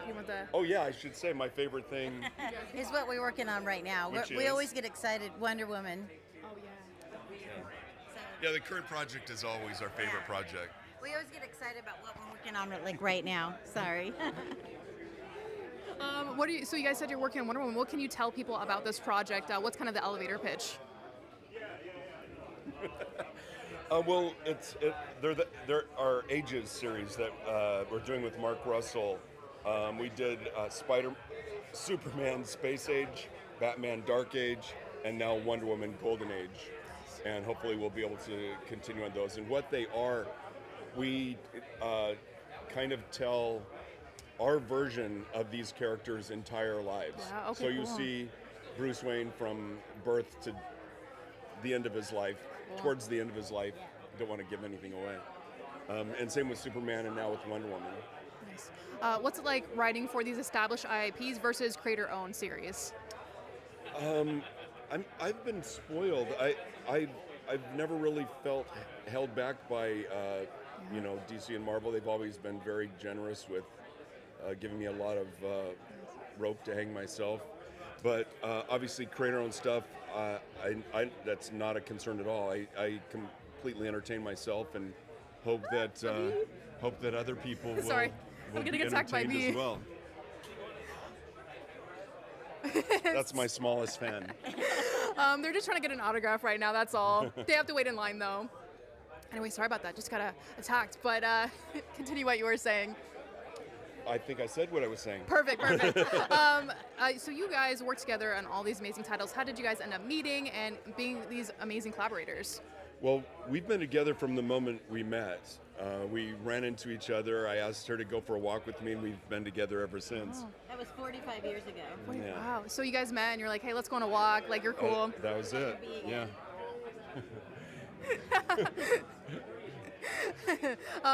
What is it like? What's a creative process when working together with the art and the coloring process? Well, we were both art students at the time, and when I started doing comics, my first stuff was in black and white. Cool. And I'm not color. I can see colors, but I have a hard time telling them. I'm technically. He's like red-green. Yeah, there's a kind of color blindness where I have a really hard time. My brain has to constantly relearn what a color is. Yeah. So if you tell me that's yellow, then my brain locks it in. But then if I'm looking at something else, I have to relearn the colors over again. When he started, it was black and white, and when he started, everything was black and white. And then he said, when he ever goes to color, that I would paint him, and he held me to it. Yeah. Yeah. So, fortunately for me, I'm married to the greatest colorist in the world, and we have a very unique process that works for us. And yeah, we don't share a studio. We have our own separate places. So nice. there are two places like connected because I like it dark some on computers. He likes it light 'cause he's inking. Oh, wow, yeah, that makes a lot of sense. That's really cool. Yeah, but it's wonderful to draw something and know that she's going to work her magic on it and make it very special. So she's my not so secret weapon. That is amazing. Yeah, we like it because if he doesn't like something, he can tell me right away. No, I'm kidding. Oh, because you guys are right there next to each other. That's perfect. The communication. He really doesn't. He usually doesn't. He usually says he loves everything. Oh, sorry. Go ahead. I was just gonna say something crude. I was gonna say the chick next door colors my work. and she's great at it. And that's me. You guys make amazing projects together. Oh man, I love your story. This is so cool. When coloring, what goes into like creating the color palette to communicate like the tone of the story and the plot? Well, I created a certain color palette that I like, and then I kind of stick to it. Cool. It depends on what I'm coloring. It totally depends on. I mean, mood. The mood. If it's a dark mood, a light mood, it really depends on what I'm working on. Yeah. But I don't know. So you draw with inking and then you do digital coloring. I scan everything in. Yeah. Gonna get attacked by bugs right now. Yeah, I'm so sorry. He draws. I scan. I pencil and ink. If that's I a rarely, lie. I rarely. It's the few times that somebody's seeing my work, it's always kind of been for fun. But Okay. generally, always seeing my own work, and again, unless it's just a fun opportunity with a friend, Laura always colors my work. Absolutely lovely. It is an honor to meet you guys. iZombie was one of the first comics I read when getting into comics, like when I was in high school. So I feel very starstruck here. So thank you for chatting with me. This is so cool. Thank you for saying that. Yeah, of course. Recently, you guys just did Welcome to Twilight, which is part of the Minor Threats universe with, our buddies Patton and Jordan. This is their event. What has it been like working on that? It's such a treat. Well, I was able to reunite with a former collaborator, Matt Fraction. Yeah. And it was just a blast. I really encourage anybody to check out what we did, and also the rest of the Minor Threats universe. Yeah. It's just madness and the most kind of fun you can get out of a comic book. Yeah, absolutely. Did you want to talk about your experience working on Welcome to Twilight? It was just a blast. The story was great. Yeah. It was just a lot of fun. And the trade paperback is now available if you guys want to pick it up, which you should definitely pick it up. Do you guys have any upcoming projects that you could tease or announce, or something we should keep an eye out for in the next few weeks? Well, one of the books that made me want to be a comic book artist was Barry Smith's work on Conan the Barbarian. Nice. And it's always been on my wish list, and now I'm going to be doing a 10-page Conan the Barbarian story. So that's in the immediate future for me. Other than that, mostly Wonder Woman is taking up our full day. Is that an ongoing series? How many issues do you have planned? 6 40-issue series. Cool. That's what Superman, the same exact page count as Superman and the Batman Space Age and Dark Age. Incredible. I do got to talk about your outfit real quick, your cosplay. This is so cool. I love the Alien universe. This isn't cosplay. No, it just happened. I just stepped off the Nostromo. You just had a bad to morning. Get here. Did you make this? I did. He actually had an alien that Wow. was in here. It escaped. And I survived. Oh no, it's around here somewhere. Everybody be careful. Just if you see its skin, then you know you're in trouble. If he's still in his skin, just stomp on him. Oh no. Oh, you think you can take out like a little baby xenomorph by stomping on him? A lot of there's going to be a big acid hole afterwards, but Yeah. we've done it before. It's okay. Don't be afraid. Be very afraid. We should be very afraid. This is a major threat. Unlike minor threats. Yeah, I like making stuff. I've made giant robots. Really? Yeah, our house is full of. Wow. Like I built a 7-foot K2SO and IG-12 with Grogu in it, and So cool. I built a Dalek for my best friend, Professor Ben Saunders, to drive around. And on Halloween, he drove it around. It's got a motorized chair in it, so he No drove it around at the way. mall on Halloween. That is so cool. Yeah, I love making things. Yeah. That's our whole lives is about Yeah. creating things. What other kind of things do you guys like to make in your free time outside of comic books? Friday night karaoke. Yeah, we love it. How did you guys get into comics, and what makes this medium such a beautiful medium to tell your stories in? Well, I dragged her into it, but my earliest memory is I woke up in a hospital, and the hospital bed was blanketed with comic books. Wow. It turns out my older brother had knocked me off a table, and I got a concussion. Oh no. And so I woke up, and he had talked our parents into getting a bunch of comics for me. Oh, Of wow. course, he took them all. Oh my gosh. You're talking about Charlie Custis got you back into comics. Oh yeah, later on, my best buddy in the late '80s, I'd kind of fallen away from reading comics, and he turned me on to. He gave me The Dark Knight Returns, and Watchmen had a couple of issues left, and I was storyboarding a screenplay I wrote called Dead Air, and Charlie talked me into turning it into a comic book, and then he introduced me to Stephen T. Siegel, who's here today, and he got me a gig, and so I'd previously had a 10-year career in broadcasting, and was a TV reporter in Europe, covered the fall of the Berlin Wall. That was my last story. Wow. Moved back to the States, and with this series that Steve and I were doing together, and that was January of 1990, and I've been doing comics full-time ever since. And that was your first project, then wow, that is incredible. That is all we have time for today. Where can people find you guys online, real quick? AAApop.com. And the only social media I really regularly do is Instagram, and that would be AllRedMD. Perfect. Do you have socials where people could find you online? No. Perfect. She has a Facebook page that she does next to nothing with. No worries. Perfect. We're busy. We're busy. Too busy making We're amazing making comics. Yeah. But thank you for watching, guys. This is the Comics Creator Couch Party, and we'll see you guys later. Bye. Bye.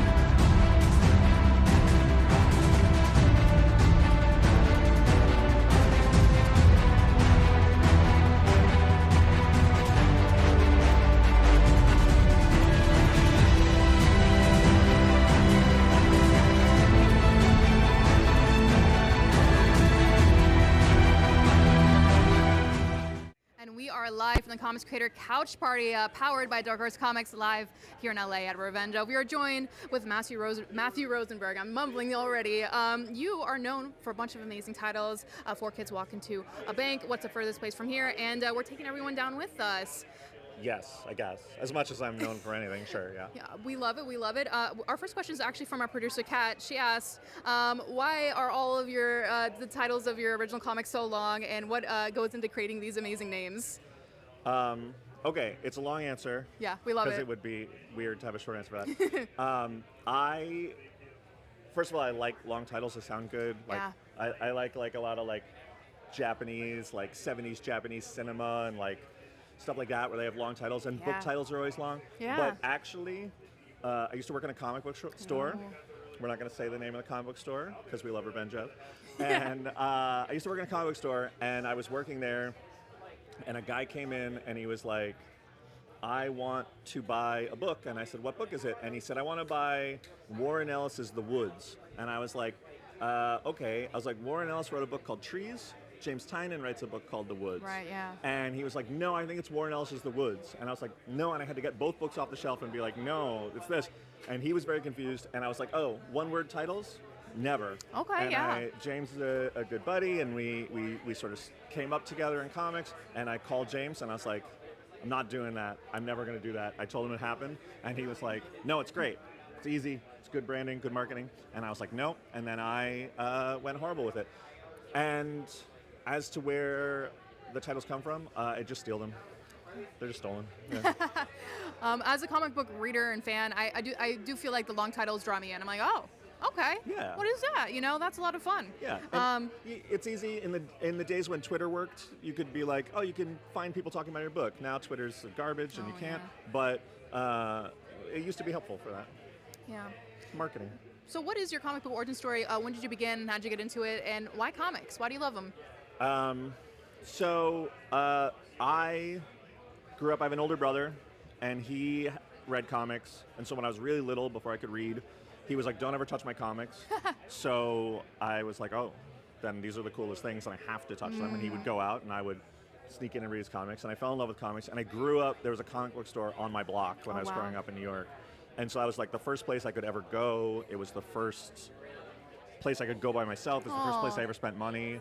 And I just fell in love with comics. And I learned, you know, I was a big Marvel nerd and a big Batman nerd, and I was reading that stuff. And the guys who worked at my comics, who were like, you know, I was like 10, and they were like, to me they were old, but they were probably like 16. Yeah. And they were bullies, and they were like, you have to read Love and Rockets and Hate and 8-Ball and read Fleming World's Toughest Milkman and all these cool indie books.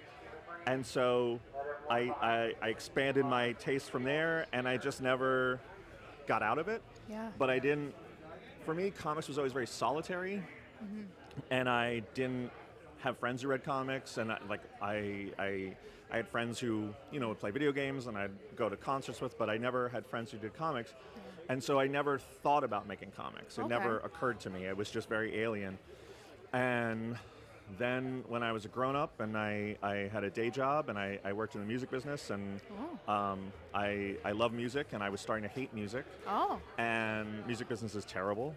And I hit a point where I was like, I need to do something else. The only thing I love as much as music is comics.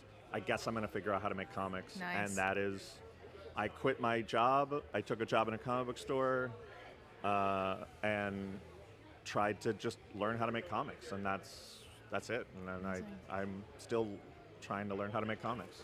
I think you've learned. I think you're an expert in comics now. How does it feel to be an expert in comics? Not great. It's okay. I don't know. No, I think you know, I do think like I'm still deeply in love with comics, and I'm still sort of mystified by them, and like they still feel, a great comic still feels magical and impossible to me when I read it. When I read a book that is really good, it feels like nothing else. So I feel like I still am like trying to figure out how to do that, and I hope I spend the rest of my life trying to figure out how to do that. Amazing. Yeah. What's it like being in this collaborative atmosphere with all these other comic creators? Because you mentioned it feels isolating sometimes. Oh, yeah. I don't do a lot of cons anymore or shows, but it's really nice to come out here, and I have so many friends here, and Jerry Duggan just walked by, and that guy's okay. And yeah, there's just like a lot of people who, you know, we all just love comics, and so it's fun. It's fun to like talk to fans. I like seeing what people are getting signed. Like all these people are online for Kelly Sue DeConnick, and I'm like, yeah, if I wasn't doing this, I'd be online for Kelly Sue DeConnick. She's amazing. Next time we got an interview from the line, and we'll just keep moving forward as I ask you questions and we get closer to Kelly. It's just yeah. I got stuff to get signed.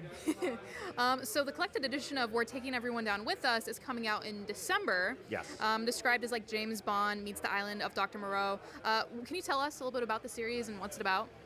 Yeah, it's a 6-issue series. Myself and Stefano Landini, who's an amazing artist from Italy, we made this story. We wanted to do a spy book, and we wanted to do like a book about robots, and I couldn't figure out exactly how to do that.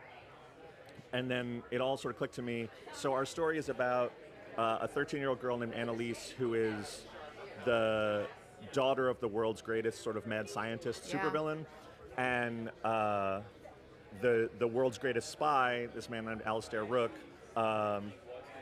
finds out they've been living in hiding, and he shows up. And, well, it's a little bit of a spoiler, but you know what?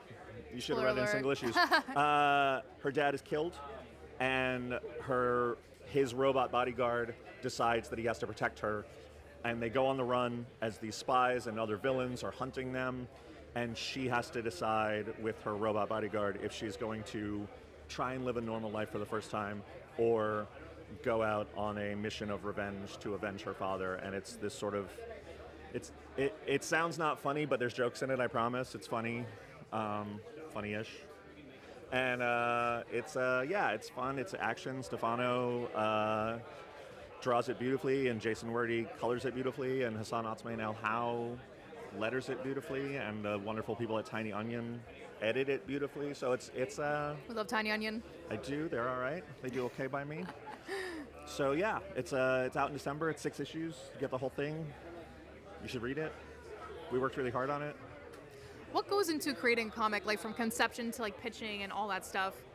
For me, it's a lot of staring at my computer screen and it's blank, and that's the worst feeling in the world. Oh man. And then it's trying to figure out, for me, I always say my job is to find the one sentence that gets me excited. The one sentence where if someone said it to me, I'd be like, tell me more about that. That sounds interesting. Okay, yeah. And then you build that, and luckily, I'd worked with Stefano on The Punisher, so on this book, he reached out to me and was like, we should do something, create our own book together. And I was like, cool. And he was like, I have an idea. And I was like, even better, you're making my life so easy.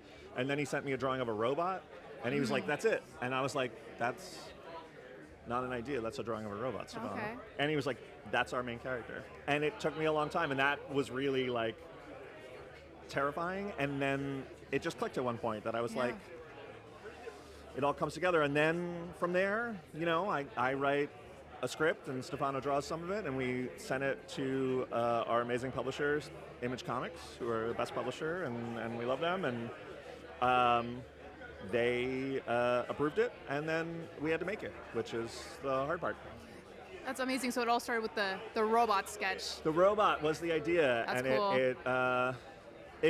It seems like having an artist.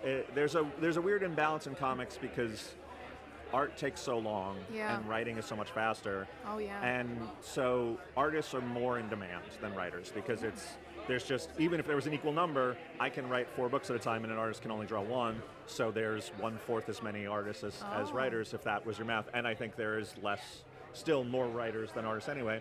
So when an artist comes to you and says, we should do something, it's like such a major moment. Like, you don't squander that. You want to do that. And Stefano's work I loved. We did The Punisher together, and we did a little bit of Star Wars together, and I think he's amazing. And so I felt really great about doing the book. And then, he gave me this idea of this robot, and I had no idea what to do. And it was like, but it became a blessing because I worked outside my comfort zone, and I made something that I'm really proud of that I wouldn't have otherwise. Robots. Incredible. And when working like for established IPs, for like the big 2, what is it like to play in these established sandboxes versus creating your own stories and universes? It's funny. When I was coming up, I used to read interviews with all my favorite writers, and I was trying to figure out what it's like to make comics, and they would always say it's totally different. It's a totally different skill set, and I fully thought that's pretentious and stupid. It's not different. But it turns out the people who did the job knew, and they were right, and it's totally different.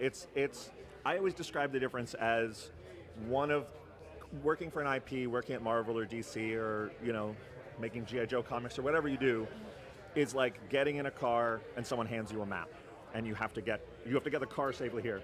Making your own thing is just getting in a car and just driving and not knowing where you are.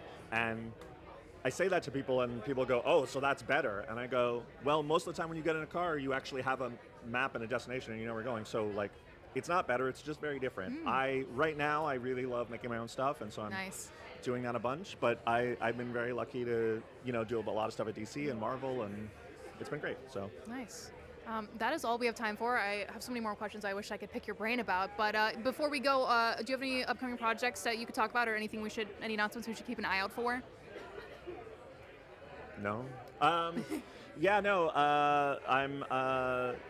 We're Taking Everyone Down With Us is out in trade in December.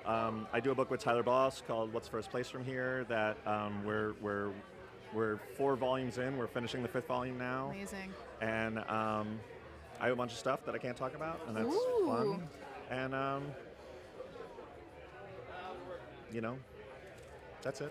That's all I got. Hell yeah, guys. But yeah, this is the end of the video, but we're going to be live streaming all day. Thank you guys for watching. This is the Comics Creator Couch Party, and we'll see you guys later. Goodbye.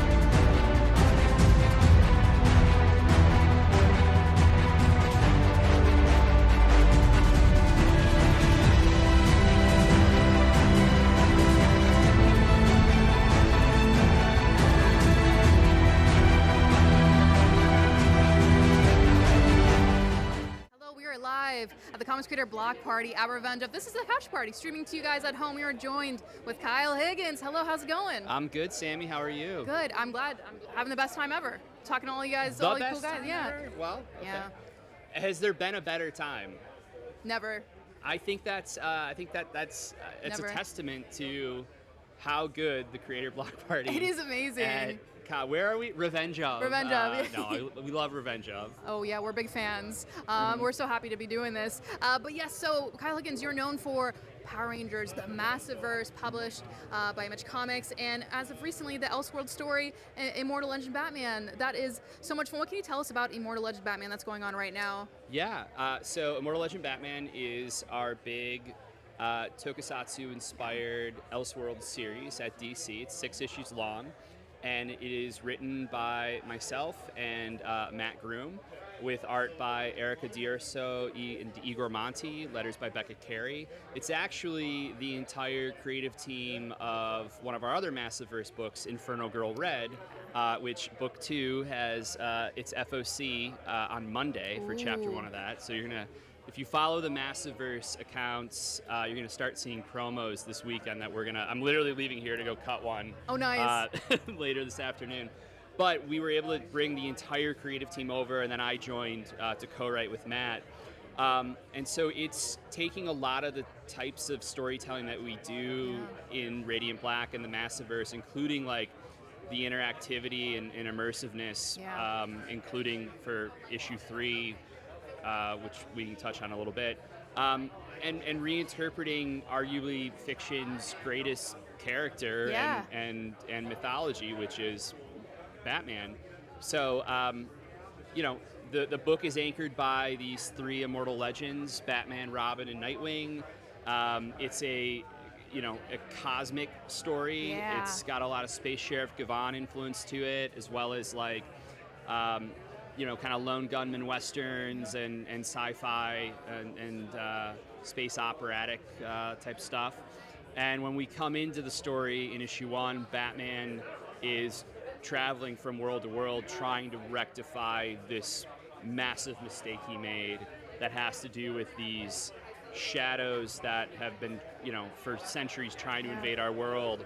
Batman has done something that has created a new form of them that are all based on different aspects of his personality, and that becomes our way of creating a reinterpretation of the Rogues Gallery. Yeah, oh my gosh, it's so freaking cool. Thank you, yeah. I love all of the designs of these characters. I think this is really good for fans of the show Firefly and Power Rangers. Yeah, there's definitely, issue 1 in particular definitely has some space western kind of vibes to it, which is very, very Firefly adjacent for sure.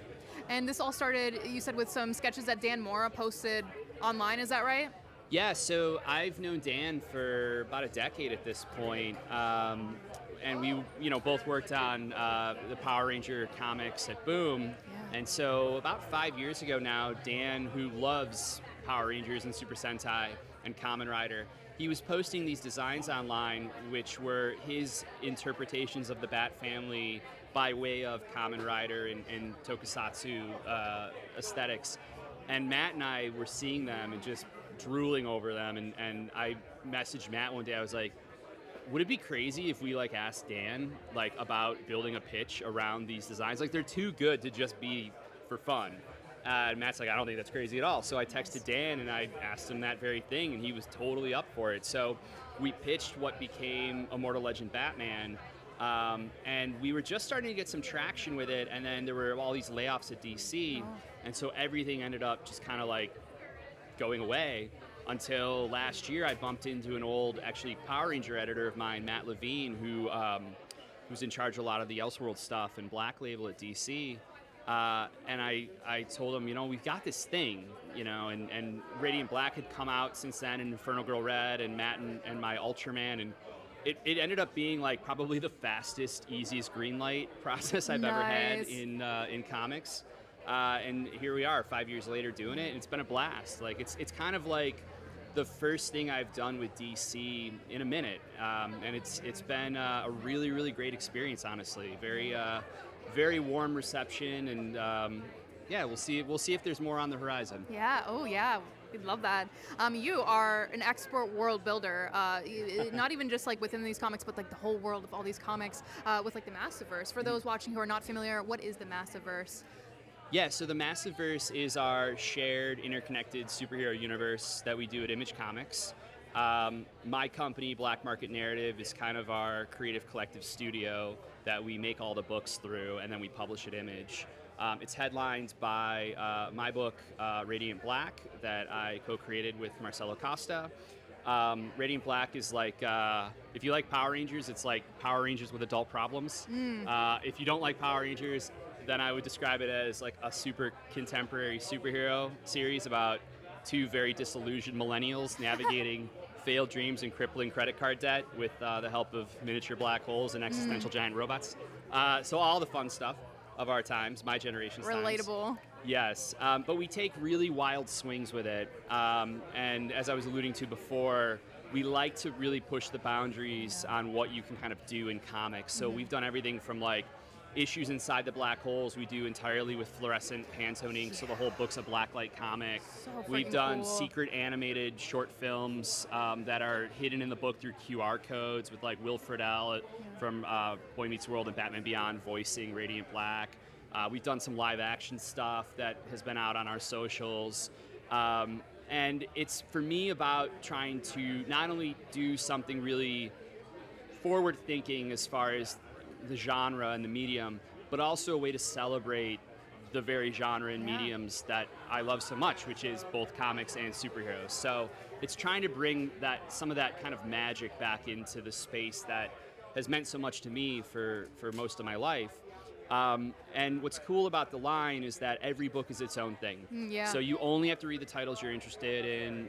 If you're into like, sci-fi superhero stuff, Radiant Black. If you like, Infernal Girl Red, which I mentioned before, is like our YA like hope punk series. Rogue Sun is like a supernatural Batman Beyond with a crummy dead dad who haunts the suit, and it's like if Flash Thompson got superpowers instead of Peter Parker. Right, yeah. So he's trying to become a superhero and a better person.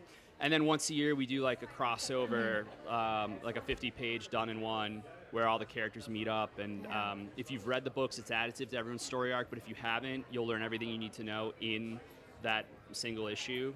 And then next year, actually, we're shooting our first feature film. It's based on our true crime superhero mystery series, No One. Yeah. But it's also in universe with the comic. We did a big podcast actually with Patton, who's Patton, here today, and Rachel Lee Cook and Lauren Lester from Batman the Animated Series, and a host of other amazing, talented cast members. And that audio series went with every issue of the comic, as well as a big ARG we did. And now next year, the story's continuing in this like found footage feature film that I'm directing, that Brian and I wrote. So again, it's just trying to do things a little bit differently. And it's been a lot of fun. It's a lot of work, but it's been a lot of fun. You guys go beyond just the medium of comic books, and I think that's awesome. And I love how you make this so accessible, so you could just jump into any comics with like a volume 1, you'd say? Yeah, just with a volume 1, and like next year we're doing something else. So actually in February 10th is we've marked as Radiant Black Day. It's the exact 5-year anniversary of Radiant Black launching, which kicked off the Massiverse. So we are actually putting out Volume 1 as a full voice cast audiobook. We've got Will Friedle and Ryder Strong as Marshall and Nathan. We've got Troy Baker joining us. Melissa Navia from Star Trek Strange New Worlds. Yeah, they're going to be Radiant Pink, right? She's Radiant Pink.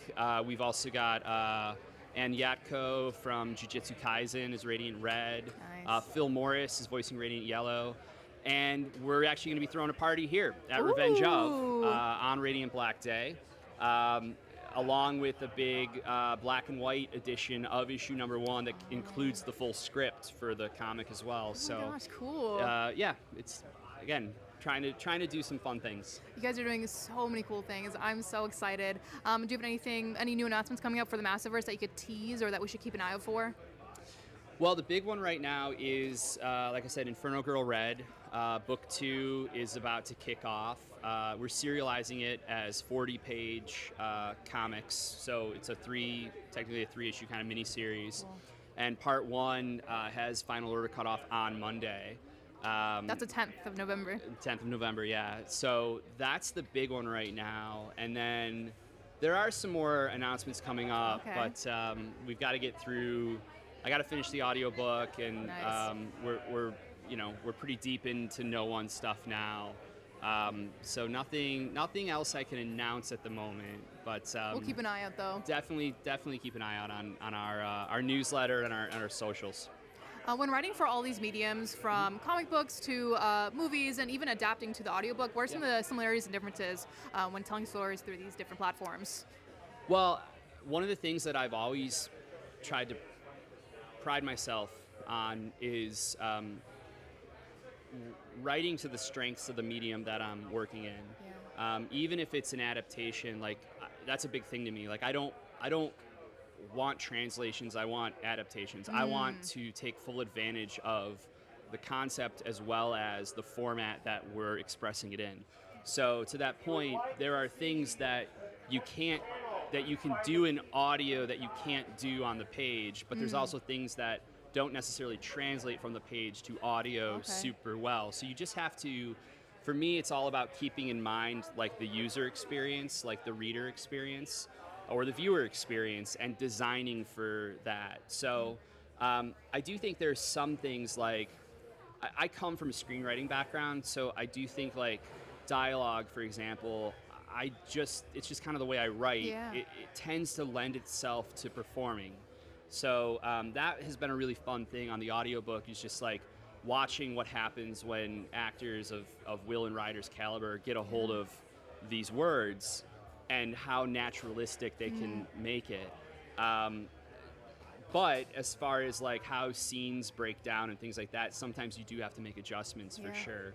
But I think it's just about being really cognizant of like what works in which form. That makes sense. Well, your writing, your dialogue in your comics, it's so incredibly cinematic. I feel like I'm like, I close my eyes, I can just hear them talk to me in my head. But why comics? Why do you love them? How'd you get your start in them? I've loved comics my whole life. Like I just love telling stories, and I got started because of a film I directed in college called The League, which you can see actually. It's up on our Massiveverse YouTube channel. But The League became years later the basis for Cowl, which is set in the Massiveverse as well. And it's just one of those things. Like I love comics, superheroes, and movies, and my love for all three kind of came out of my love for superhero movies as a kid. Burton's Batman films and Richard Donner's Superman.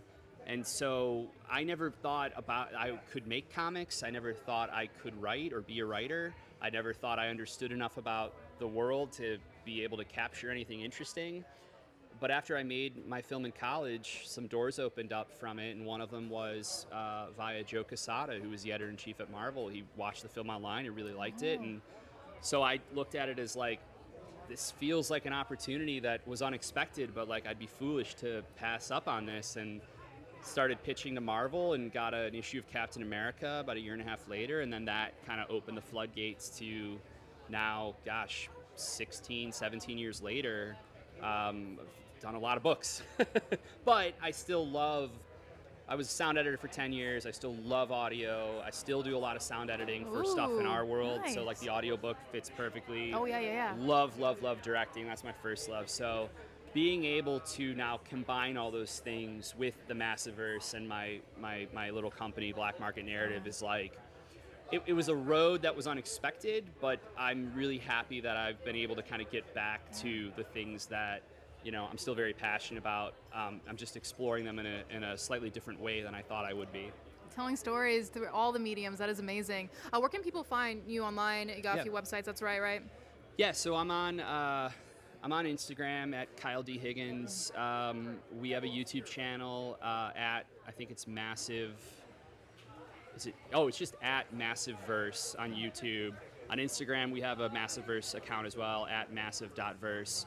But honestly, the best place is our newsletter. Yeah. So if you go to our website, blackmarket.la, you can sign up for the newsletter there. We're going to start doing original stories that we're publishing on the newsletter for free. Cool. It's a free newsletter. But you'll be getting like new stuff really designed for mobile experience as opposed to like traditional comic pages, like very soon. From some pretty cool, exciting creators and a bunch of up-and-comers, as well as stuff from me and other people in the Massiveverse crew. So definitely want to subscribe to that. It's also where we're going to be doing a ton of behind-the-scenes stuff for the audiobook as well as the No One Ooh. movie coming up. So That is that's probably the best place I would recommend. Nice. This is the end. This is all we have time for, all the questions. I wish I could pick your brain for longer, but yeah, this is the Comics Creator Couch Party powered by Dark Horse Comics with Kyle Higgins, and we'll see you guys later. Goodbye. Awesome. Thanks.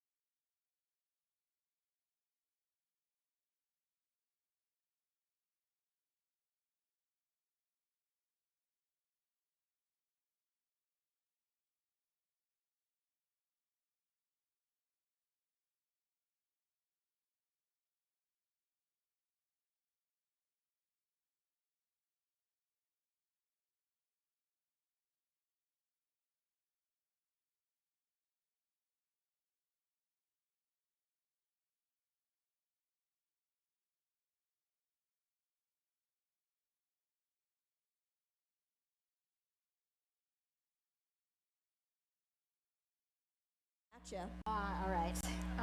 We'll be going live in just a moment, but right now we're just having fun. We're just having fun telling fun stories. All right. How you guys doing? Woo! Yes, love to hear it. We're waiting for the cue to go live, but raise your hand if you're having an amazing time. Perfect. I brought some giveaways. Should we do that now? Ooh, you want to start with the giveaways? Yeah, We'll save the best. We'll So save it for last. prepared. Make it- We'll do it for last. Yeah, we'll do it it last. All right. All right, and we and we are live. Hello, welcome to the Women in Comics panel, everybody. Great turnout. How's everybody doing? We have some amazing creators here today. I'm gonna have you guys all introduce yourselves and tell us about a couple of your projects that we might recognize you guys from. I'll see you guys here and work our way to the back row. I'm Kelly Sue DeConnick. I'm a comic book, television, and stage writer, and you may know me from things like Captain Marvel and Bitch Planet and FML and Wonder Woman Historia and Aquaman and I don't know, some other stuff. Hi, I'm Shelley Bond, and I'm filling in for Laura Allred because she once gave me a pair of shoes when my shoes broke.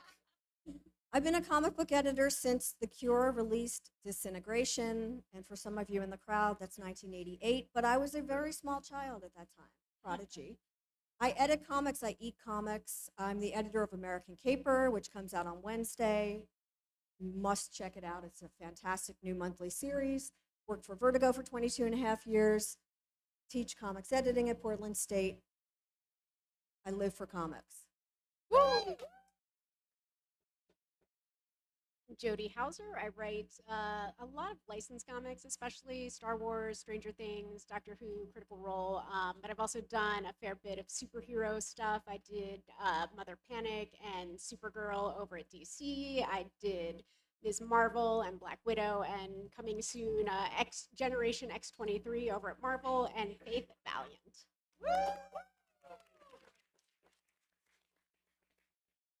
Hi, I'm Josie Campbell. I'm a TV writer, producer, and comic book writer. So on the comic side, I was for a while writing the ongoing Shazam series for DC. Ooh, Shazam fans! I've got a creator-owned comic called I Heart Skull Crusher. Yes. And then on the TV side, you might know me from producing My Adventures with Superman. Representing. What'd you You got say? your shirt on. You're I know, I'm representing. repping my shirt. If it was colder, I'd have my She-Ra hoodie on too, but it's so hot right now. I'm Nicole Maines. I'm an actor and writer. You may know me from the CW Supergirl or from Yellow Jackets. I'm a writer for DC Comics. I write namely Dreamer in the comics. I did Suicide Squad Dream Team, Absolute Power, Secret Six, and have an upcoming issue of Justice League Unlimited with Jadzia Axelrod. Dolls and comics, baby! Yes! Hello, I'm Margaret Vache. I'm mostly an artist, and I wrote on title like Valiant Face with Jodie, which was a body positive superheroine.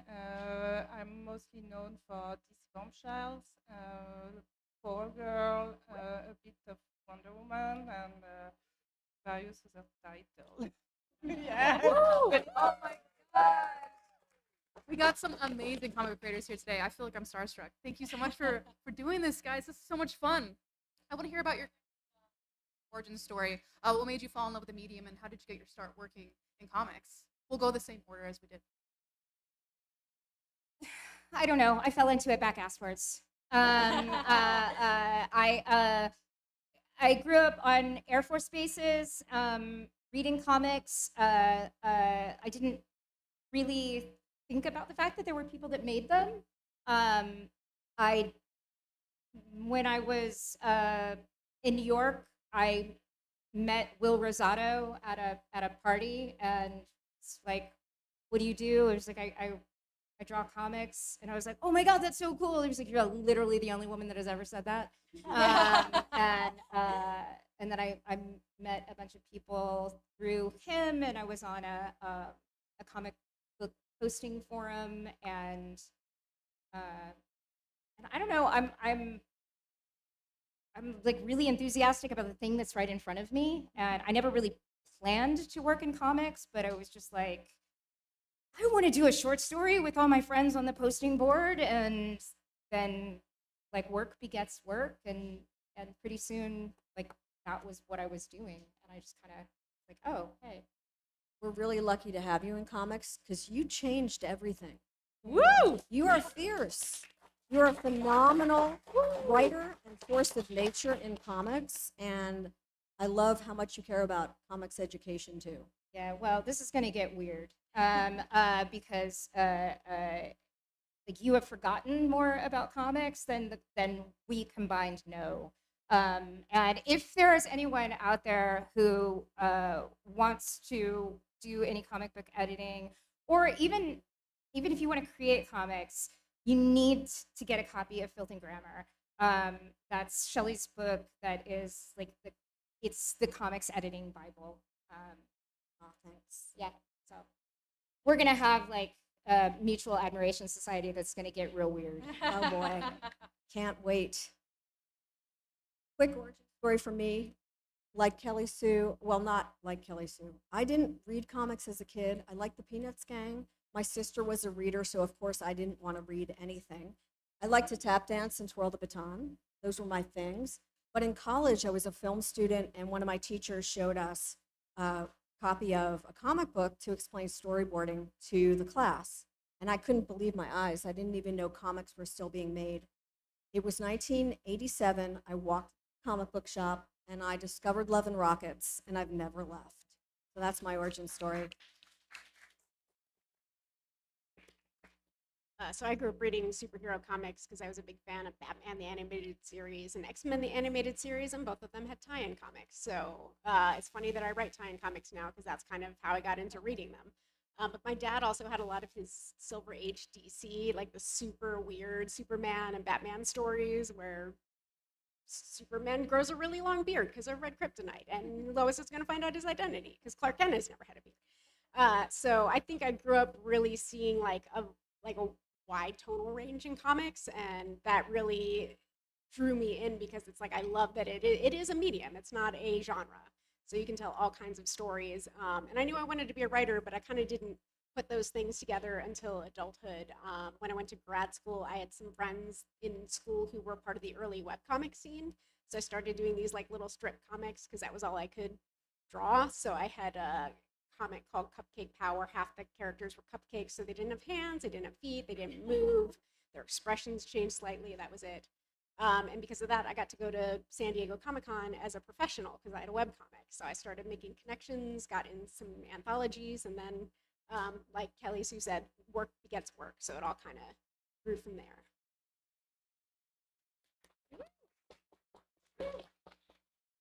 So I was a kid reading comics, but like kind of. Oh, no one wants to hear. Okay, there we go.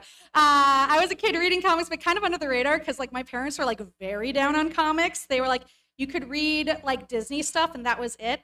So I think I became a writer because I got very good at lying to my parents about what was in the comics. Like I got the CVS by my house had like restocks of like Sensational She-Hulk, and there's one with Howard the Duck on the cover. So I was like, that is Donald Duck.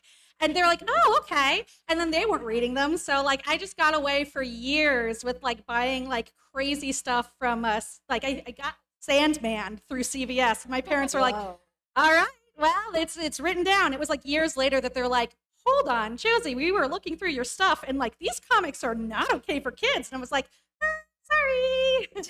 But after that sparked my love of like reading and writing. And after that, yeah, I went to college specifically for writing for TV actually. But then once I came out here, I worked on a bunch of TV shows, worked on She-Ra, worked on a bunch of like superhero adjacent stuff and superhero stuff.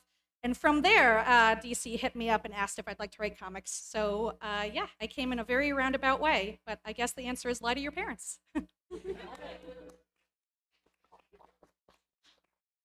I also didn't really grow up reading comics as much as I'd like to. I grew up in Maine. We didn't have a local comic book shop, so everything that I was reading was like what we picked up at the Scholastic Book Fair. So like lots of like one-off. So like one-off anthologies and stuff. And then it really wasn't until I booked Supergirl that I started reading more comic books because I started reading of superheroes issues and trying to find out everything I could about Dream Girl and Neuronal and Naltor. And then after Supergirl ended, and I started writing for DC, it just has since devolved into I have no spare surfaces in my house. It's just piles. Evolved. Evolved. Thank you. Yeah, stuff I still need to read that I haven't gotten to, and it's just getting bigger. But that's okay. It's fine. You know, every time someone comes over, I'm like, here, take this, and also take this. I just need to see my floor.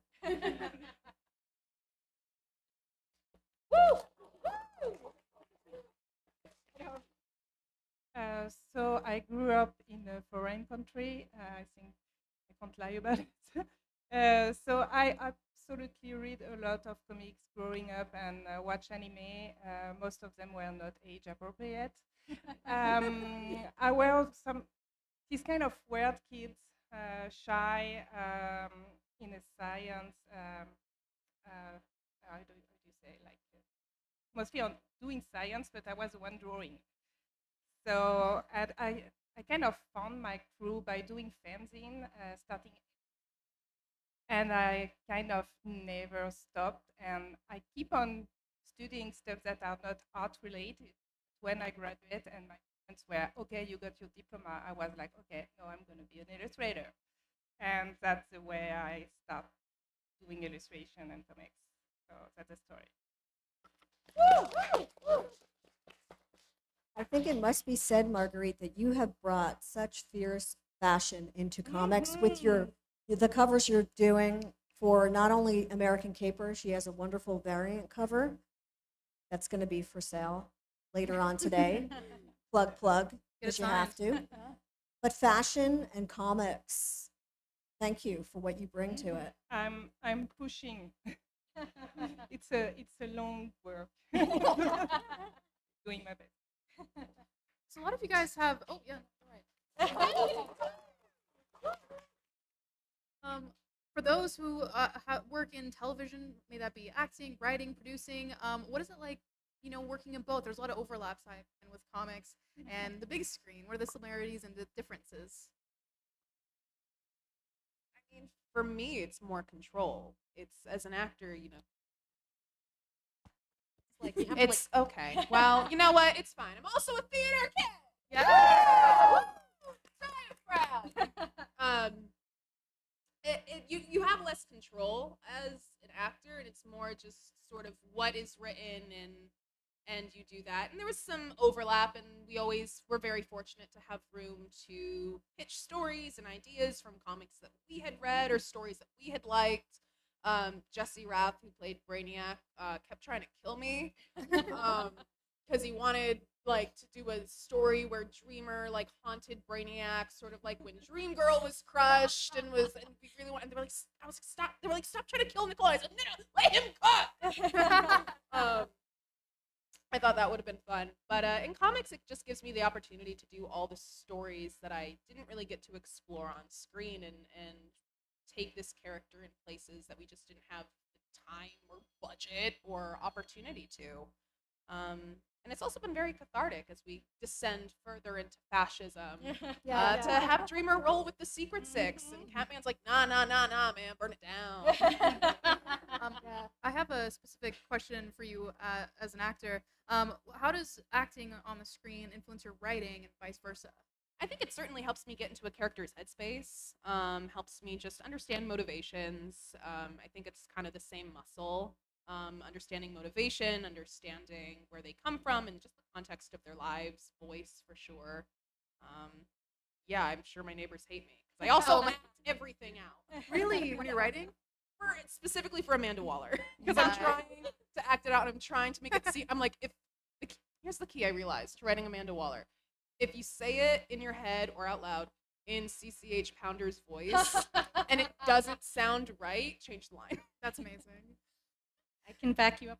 So on Superman, the wonderful Deborah Wilson was our Amanda Waller, and she would start every record by being like, give me 1 second. And she would do a monologue where she'd become more and more Amanda until she got there. And then she'd be like, I am this, which is why in like season 2, she does a monologue as she wakes up. She's like, you bring the fire, Amanda. And we're just like writing down what she would say during those records. Amanda Waller is a state of mind. She's a state of mind. She's a being. Yeah. Put that on a t-shirt. Yeah, put it on a t-shirt. Amanda Waller's a state of mind. Magneto was right. Yeah. I was going to say on the writing producing side, obviously we do have a lot more control over what goes on the screen. I would have killed you, Nicole, at your behest. Jesse's going to be very excited for that. But I will say, I think writing comics is really nice because it's very intimate in a lot of ways. Like TV, there's so, like, it's great. I love it. It's huge, but there's so many layers of like, there's 3 different groups giving you notes. Franchise is giving you notes. Comics is giving you notes. The studio is giving you notes. Like everything is going through like 7 layers of committee. And with comics, it really is. It's you, it's the artist, it's the inker and colorist, it's the editor. And that's kind of it. Like it really is a much more like, I think, cathartic way to write because it just, you put it out on the page. It comes out sooner than 3 years. And then you see immediately what people are reacting to. And like, it's a truly wonderful way to write stories that feels so personal in a way that like so many other mediums really don't. There's more money in television, so that's a big difference. There's a hierarchy in scripting styles. So the most formal script that you'll write is a theatrical script, a script for stage, and that is because if you think about this in terms of the number of people who will read the script, ideally, if you're doing a play, let's pretend you're going to be Shakespeare, right? Your play is going to be read and produced by millions of people over centuries, and you want to leave as much open to interpretation as possible. And so you have to be very, very disciplined with the theatrical script. The next level of formality is a film script, which will be produced once, but it will be read by 200 to 300 people, depending upon the size of your crew. And there are formalities there that you have to adhere to in your writing because of the way that we use those to help estimate the amount. It used to be the amount of film they needed, right? Like that's how they would budget, like by the number of pages. Film doesn't work that way anymore, but you still have to adhere to those same standards. Also, in this hierarchy, I don't want to spend too much time on this, but there's a difference as to who the primary artist is here. And that varies and that affects your scripting style as well. So the next level down is television. In television, you can be slightly less formal than you would be when you're scripting for film. The primary artist in television is the showrunner. He's very often, not always, but very often also the lead writer. And so that means that there's a kind of, you don't have to, you can maybe call shots a little bit every once in a while and not offend everyone on the planet, right? And then the next level down is your comic script, and that will be read, as you said, by probably 5 people at most. And we don't have, everybody scripts a little bit differently. Everybody uses different software. Ed Brubaker's scripts are all green. Like he literally changes the color of the page to green because I don't know, he has very delicate eyes and looking at a harsh screen is too much for Ed. Yeah, so there are a ton of differences, but in all of these things, with any kind of storytelling, what we're trying to do is tell truth by telling lies. We're trying to connect to ourselves and to other people. And so in all of the craft stuff, you can learn those things. You can learn those differences. Like the unit of a comic is the page. You have to learn to think about the page in a way that you think about the scene in scripting for television, right? But all of that is teachable. The thing that you need to focus on at the beginning of stages is finding your vulnerability and finding your truth. So we can teach you all that stuff. We can't teach you courage. So find your courage, and then that's what matters. Put that on a t-shirt too. And find a story worth telling. I have to say that I'm a paper purist. I think that most stories that I love are stories that really resonate within me, that stick to my bones. And when I'm editing on paper, I'm thinking about moving the eye across and down the page, working towards the page turn, and I'm thinking a lot about audio because unlike TV and film, we've got to create it visually on the page. So I am such a fan of deconstructing comics. And I love the art and the craft of comic book editing, which, by the way, is a lost art because the way that I came of age in comics doing it is very different than how it's done today. But I think it's terrific that we see so many people on this stage today who have backgrounds in different media and different parts of pop culture, and one isn't better than the other. You know, I'll always say to people if they pitch me a story, if they want to tell it on paper, I'll want to know why. What makes the idea better for the reading experience than perhaps as an audio fiction podcast or a film. So you really do have to think about the final delivery of your idea. I'll always pick comics, no offense, because I'm just hardcore that way about paper. But it's a beautiful thing to see all these people on the stage who have a love for comics and for story and how it can be shown differently depending on what the final result is that you want it to be.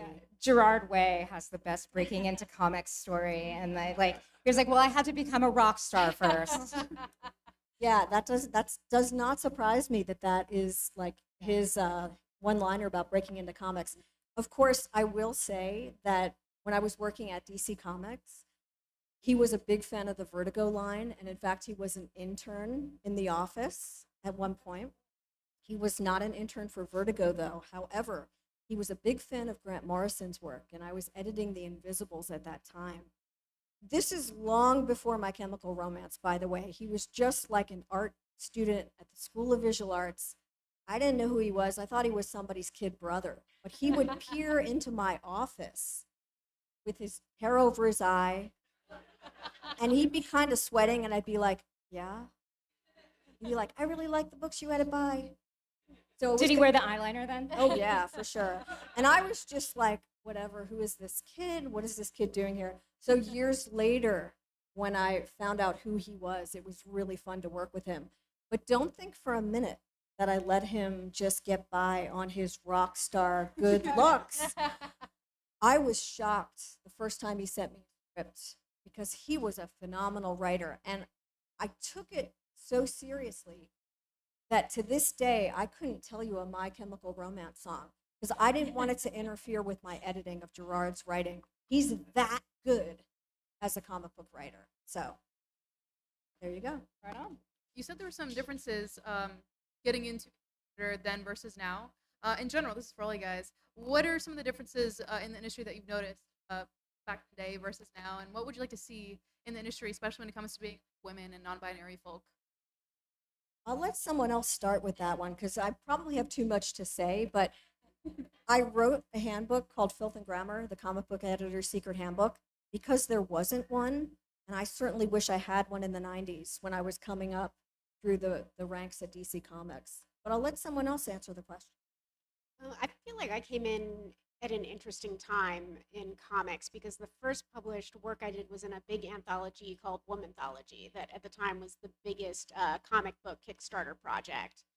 Because I think it was around the time that the New 52 was launching at DC, and a lot of people were saying, why are there like 2 women on all of these books? Where are the women in comics?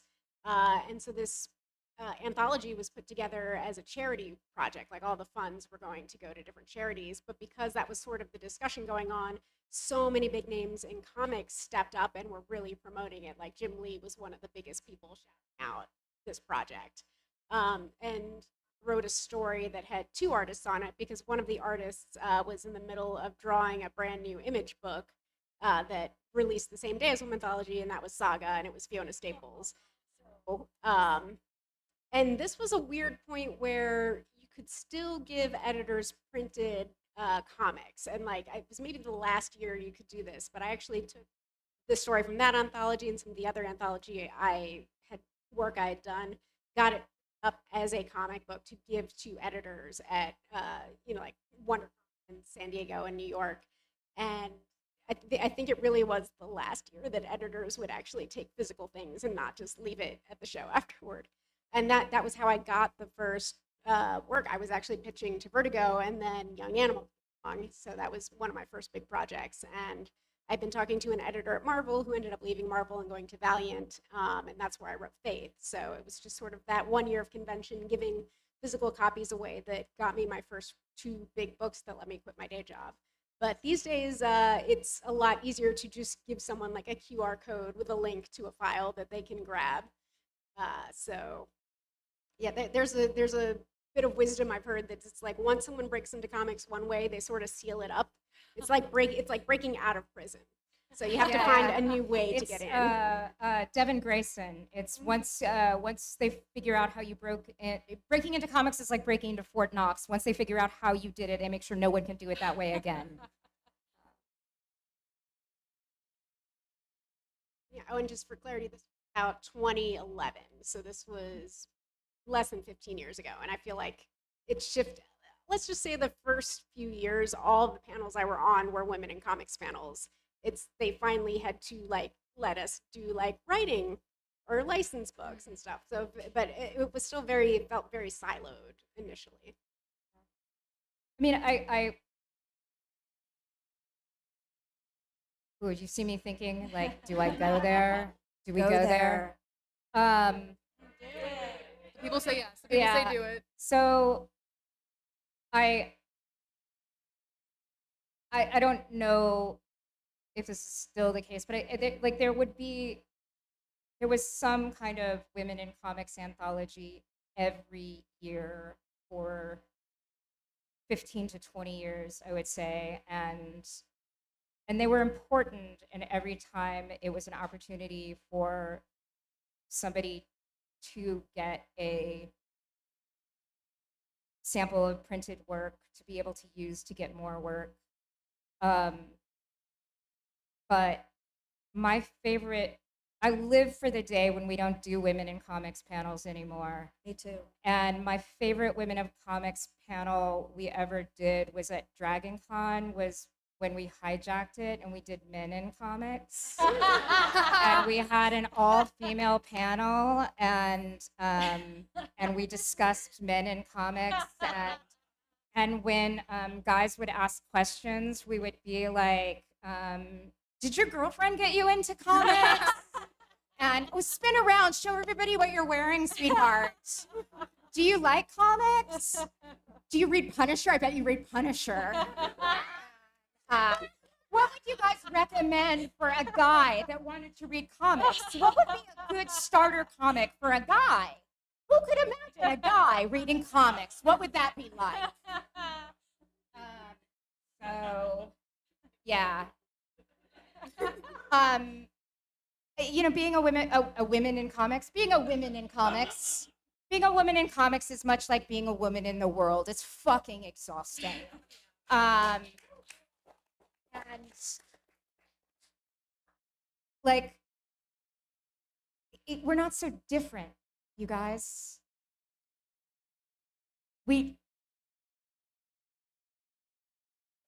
don't know if you know this, but Brian Bendis is neither a spider nor a woman. And yet he was able to write Jessica Drew really well. We're human beings, and a pedestal is just another kind of box. Don't put me on a pedestal. And I think that is, we'll be there. We can sit down when we don't have these conversations anymore. But there has been a great deal of progress made. And one of the big things is two of the big things, I will say. One is recognizing all the women from the history of comics who have been erased. And there are so many. you know, it's there's this like we just discovered comics either as readers or creators. Not true. And so recognizing the women that came before us is a really big deal. And then the other thing is supporting one another. We're not fighting for the one girl seat at the table. We're making room for all of our sisters, all of our sisters.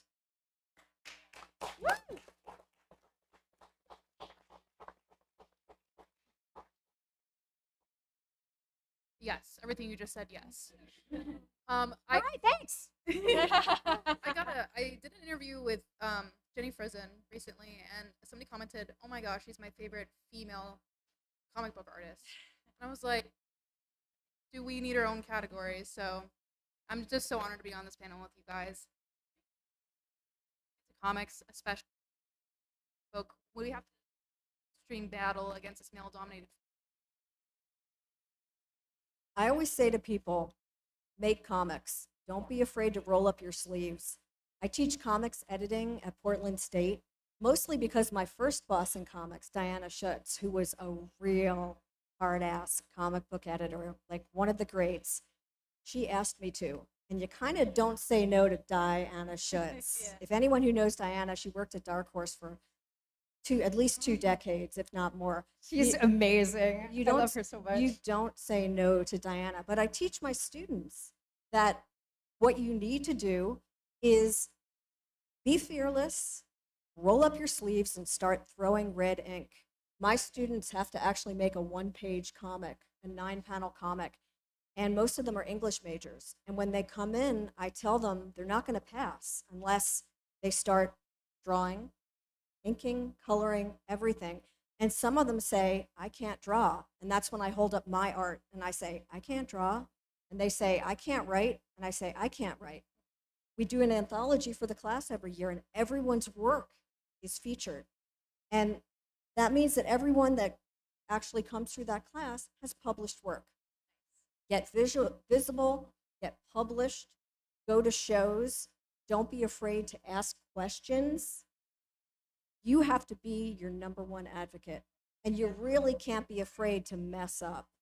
I always say, mess up, fess up, move forward. That's the secret to getting into comics. And to go build off of what Shelley said, start small. Start with like a 1-page story, 2-page, 3-page, because even if you have experience writing, it is a weird medium. Like I came in, I got my master's in writing with a screenwriting focus, and I was like, oh, it's just scripting. It'll be similar. No, it is weird.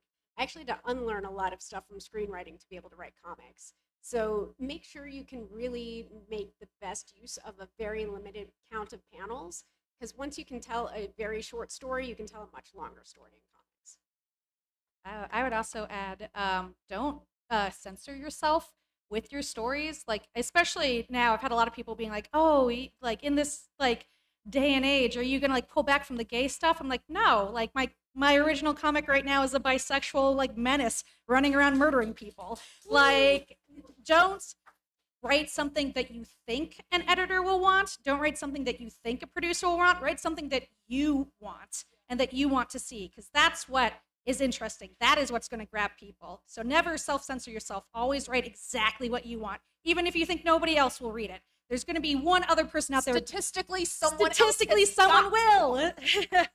I was gonna say the same thing. We get a lot of like, oh, now it's just like not the time. It's just like very No, controversial. it is exactly the time. Literally. What are comics for? What have comics ever been for? To talk about issues that matter to people, get them out in a way that is accessible to folks, write stories that you write or that you like, write characters that you want to see.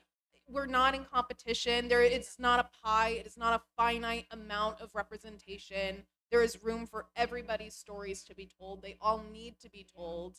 And the bar is so low. Yes, like, we're cheap, we're fast, and we're responsive. That is so fucking punk rock, right? And if you play it safe, that is the least punk rock thing in the world.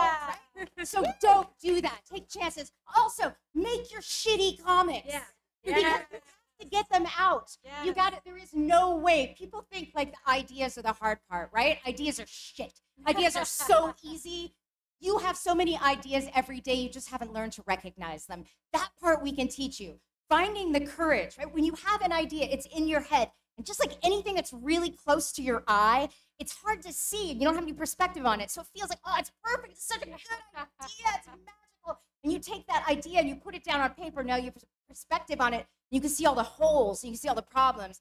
That right there is the most disheartening thing in the world. And most people stop. They don't get past this, right? They never get it on the page. You want to win, find the courage to make your shitty comic. Because if you have a bad book, you're an author. If you have a good idea, you're a fucking dreamer. And there is no, what can I do with that? Right? And also, I think you have to set deadlines. You know, set the editor on the stage here, but you really have to set reasonable deadlines and meet them. That's a big thing. You know, the difference between people who actually break into the industry and people who are on the fringes is really just a matter of figuring out if it's really what you want to do. So if it is, then figure out how bad you want it and set up some small goals at first, and don't stop putting your work on paper. Editing is writing and rewriting. It's checking. It's much more than just editing script. It's editing art direction that the writer writes, and maybe not so well if they don't understand how to think visually. One of my top 10 true editing crimes is when editors have no visual acuity. Some editors really don't understand that they need to actually edit and trim some of the lines on the page. So many things are over-inked, not just scripts that are overwritten. There's color that sometimes you open up a comic and all you see is what would happen if someone ate a bag of Skittles and got sick. Less is more. Editing happens at every stage of making comics, and that's the beauty of it, and that's why all I ever wanted to be since that day I discovered Love and Rockets was an editor and sharing my love of the art of comic book editing, old school. And don't feel like having a day job makes you any less of a creator, because the better fed and sheltered and less stressed you are, it's going to be a lot easier. The whole like starving, suffering artist is crap. That doesn't help you make anything. Take care of yourself so you can take care of your art.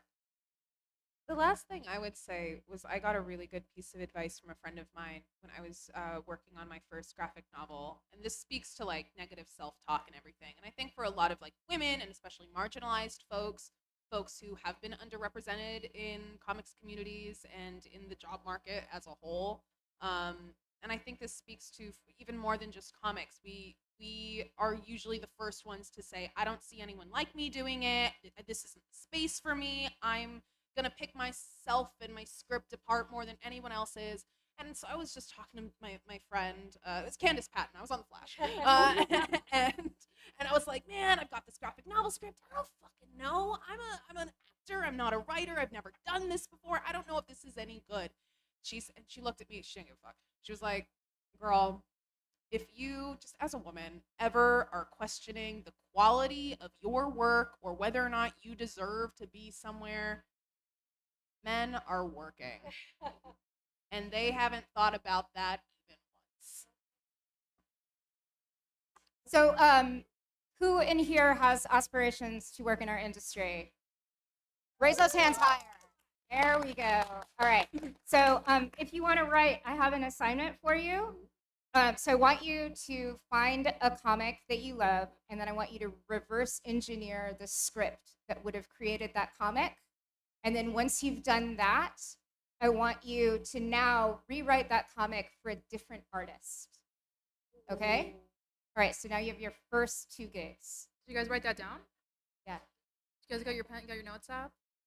That's really cool. That's a cool assignment right there. That's awesome. I want to do that too when I get home. So that's our 5-minute mark. So before we go, real quick, do you guys have any upcoming projects, and where can people find you on social media? I've talked enough. I'm good. Google me. I'm easy to find. Yeah, me too. I talked enough.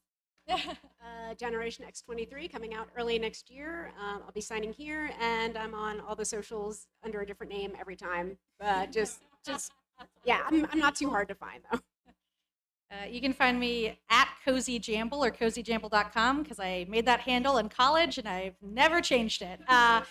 And then I've got projects coming out, but I don't know when I can announce when they'll come out. I'm working on the next arc of I Heart Skull Crusher, and I'm currently running the new Starfire animated series. So sometime in the next year to 4 years, there'll be things from both of those. Yeah, I'm Nicole A. Maines on everything. Secret Six just finished up. They're releasing a collected edition of that. That'll be really fun. We've just got the final inks back, Jadzi and I, on our Justice League Unlimited issue. That'll come out in the spring. We just got something really exciting greenlit that I can't share yet, but that'll be fun. And then I just started my first independent comic called Truth Man. That's on Patreon and Webtoon right now. We've got like maybe 9 pages out. But it's really cool. It's the last superhero in the apocalypse. So I'm Marguerite Sauvage. You can find me on most social media.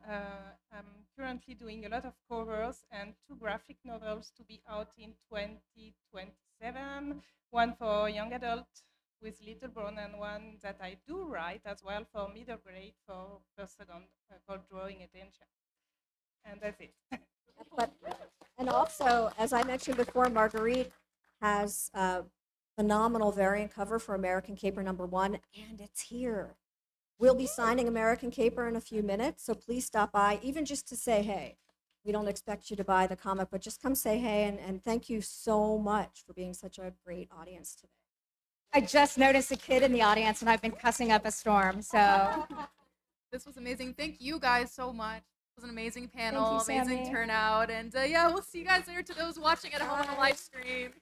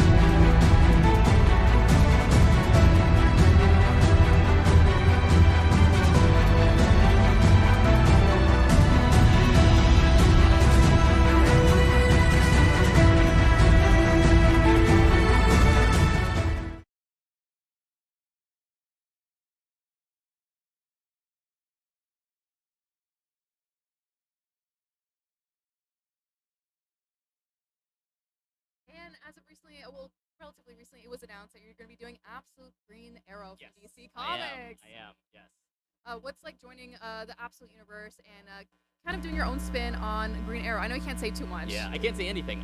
But it's really intimidating because it's literally all the best writers working, and we have like the Zoom that we go on, and so you get a chance to like be in the same quote unquote room with like all my favorite writers. Oh, it's over like a Zoom call, you said? Yeah, well, we kind of touch base with each other on a cool. regular basis and all that sort of stuff as we're building the universe out. So it's really, really, really fun, and also very surreal because I'm friends and fans of all these guys. So it's nuts. We're so excited to see what you do with Green Arrow. The Absolute Universe is so much fun.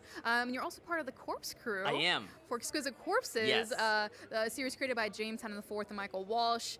It's a collaborative. Yes. It's so collaborative. You guys have described the whole process as kind of like a writer's room. It's Yeah. almost like kind of a D&D campaign. Oh yeah, that's a really good way of putting Yeah. it. Yeah, so there's definitely a TV writers room set up. I mean, I don't know how much of this is public, but like they kind of brought us all out for a summit, and we kind of broke the whole thing to get the whole series together all in one shot, very much like a TV writer's room. And then we each branched off to write our own individual issues. And it's so weird. I've never had an experience where I can work on something and be a fan of it at the same time. But because there's so many people working on it, that isn't just me, and it's the brainchild of James and Michael, I can totally be a fan of it. So it's really, really fun. Nice. I heard that you guys like had the whole like walls covered in sticky notes. Is Yeah, that yeah, right? oh yes, 100%. We had a lot of sticky notes. The big kind too, not like Yeah. the tiny Oh, little. okay. Yeah, like the person-sized sticky notes. Oh, Yeah. person-sized sticky notes. That's Yeah. the real deal yeah, right yeah, there. exactly. We go in deep. So when working on this project, you are doing a couple issues. Is that right? You have issue Yes. 8. So that's Yes. FOCing this month, coming out Yes. next month. What can you tease about issue 8? Oh God, what can I tease about issue 8? There's a really bloody kill, but I feel like people are used to that now with Exquisite Corpses. So I don't know what I can tease. I don't know what I can tease. There's definitely a big turning point. There's definitely a big turning point that happens. So yeah. That's as much as I can say. The rest of them will kill me. It's weird when you're working on stuff alongside all your friends because Yeah. it's not just like, oh, the company will kill me. It's like, oh no, your friends will actually Oh kill my you. gosh, So, that's yeah. so funny. Yeah. Let's rewind a little bit. For those watching who are not familiar with Exquisite Corpses, what is the series about? Oh yeah, so Exquisite Corpses, the idea of Exquisite Corpses is the world is run by 13 families, and every 5 years they each have a contest to see which family gets to control America for the next 5 years. And the contest goes is that each of them picks a serial killer, they set that serial killer loose in a small town, and whoever serial killer is the last man standing, their family wins control of America. And so the series is done from the perspective of the people trapped in this family, the people trapped in this town that can't get out as this sort of serial killer battle royale is happening. Do you have a favorite character or a character that you're hoping to win? I To survive? do, but I worry if I say it, it'll be a spoiler. Okay, no, So, that's yeah, fair. yeah. Absolutely valid. You were like a horror icon with like Infidel. What can you tell us about that series, the acclaimed horror series? Oh, Infidel was my first book. It was Ever? Yeah, it was my first. It was my. I did one comic that I don't really talk about. Okay, but it was my first like comic series. Cool. Infidel. And it was, it is about a Pakistani American Muslim woman and her multiracial neighbors who are living in an apartment building that's haunted by ghosts that feed off of xenophobia and racism. And it's kind of the book that started my career. It made a bunch of, best of the year lists. It made NPR's 100 Scariest Stories of All Time. And Cool. I've been really grateful for it. I mean, it came out in 2018, and there's still a really healthy audience that comes and buys a book. So I'm really grateful. This kind of leads into the next question, like what is your comic book origin story? How'd you get started? And also, what drew you to the medium of comics? I mean, I've always loved comics. So from a really young age, I loved comics. I think it was because it was cheap and it was something I could read over and over again. I Yeah. didn't need access to my television to look at it because when I was a kid, I didn't have a TV in my room. So they were things I could keep in my room and just go read over and over and over again. And they were cheap. And then my comics origin story was actually, I started off as an editor for Vertigo Comics. That's right, yeah. So yes, I worked on books like Sweet Tooth and Day Tripper and The Losers and We Three.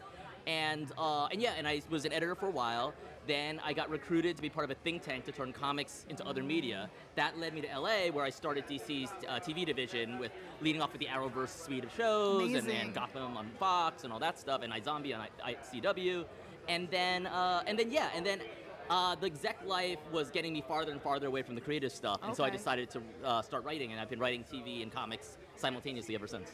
Doing both mediums, what are some of the similarities and differences when telling stories through them? Well, the thing I always say about comics and TV and movies is what I learned when I was at Warner Brothers. And the thing about all of them is they're stories, so there's tempted to think, if you look at them as cars, it's tempted to think like, oh, they all do the same thing. But if you pop the hood, they all run on different things. So comics runs on conceptual thinking. It's a lot of ideas. Yeah. And you can get like maybe not a great comic, but a decent comic just by stringing big ideas along. Similarly, television runs on emotion, sort of emotional beats. And sometimes you can see that as character, but I can think of a lot as like soap operas specifically, where it's a lot of emotional beats without any kind of character through line. So, but you can get an episode of television just by stringing along emotional beats. And features, at least Warner Brothers theatrical features, they're run on spectacle. And so there's just big sort of spectacle and all that. And so once you understand like that's the fuel that each of these different stories runs on, then it's about like, okay, how can I, turn the dials to have some more emotion in here, some more spectacle in there, and all that kind of stuff. Yeah. What? So you have brain fog for a second there. That's I'm so okay. sorry. So when it comes to horror, it's definitely a different, method to like.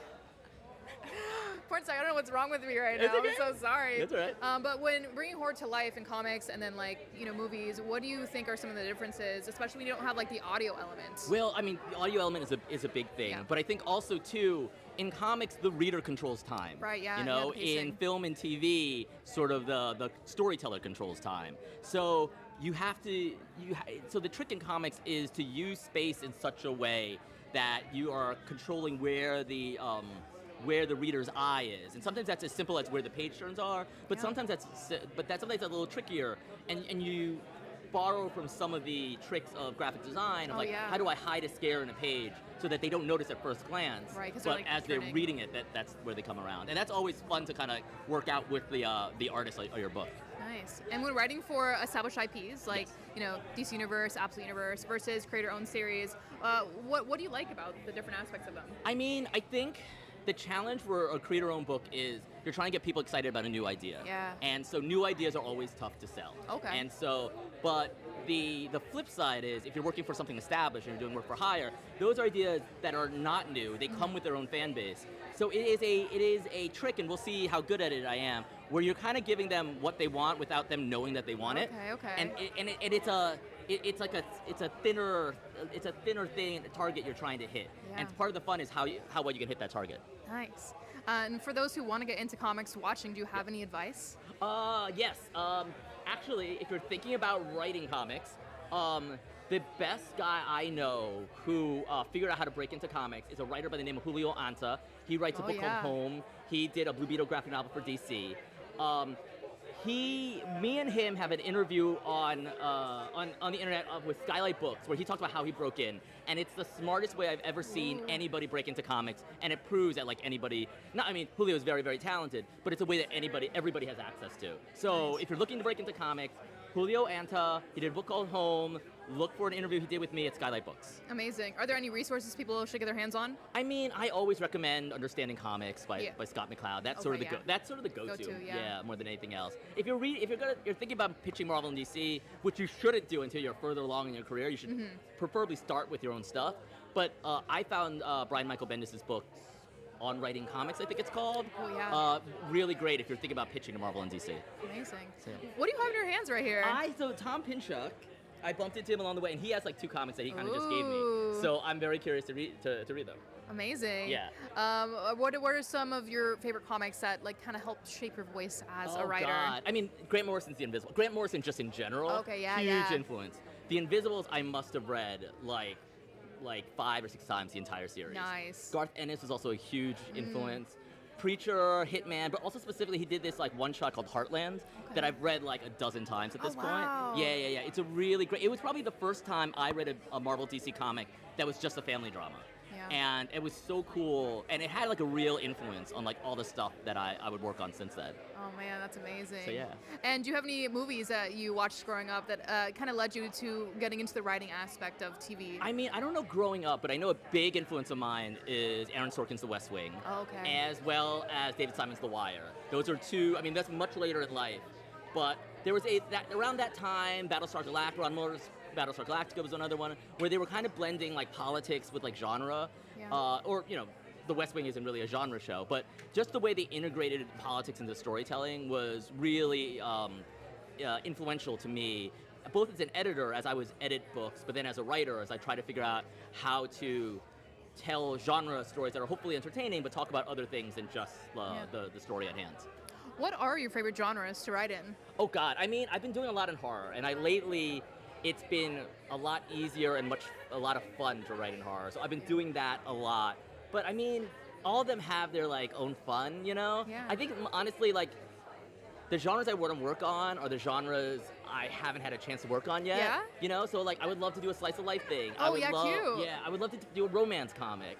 I would love to do, what else? I would love to do like, well, I guess I kind of did like, like a techno thriller. Ooh, I've never done a okay. techno thriller. I would really love. Yeah. Zach Kaplan did a great book called Mindset, and when I read that, I was very jealous because I thought it was such a great techno thriller. Nice. So yeah, but the stuff I haven't got a chance to work on are sort of my favorite, the things I really want to do. But all the stuff that I've worked on, I always come back to horror. I've been that and a lot of detective stories, but yeah, horror and detective, which is actually two sides of the same coin. Nice.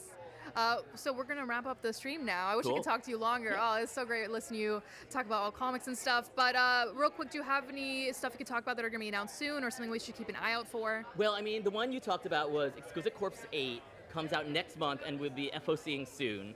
And I cannot say enough good things about that book. I just found out that Patton Oswalt is a huge fan. Yo, he was talking about you earlier. Oh, yeah? Was he? we were interviewing him. He was talking about you. Oh, yeah. He was so excited you're here. Yeah. No, I'm really excited to talk to him. I'm very excited he's a fan of the book. Patton's such a great fan of comics, so it's always Yeah. great to see him excited. I love his reviews. He's Yeah, he's great. So I love Patton's. I love that. But yes, Exquisite Corpse 8. That's the next one's coming out.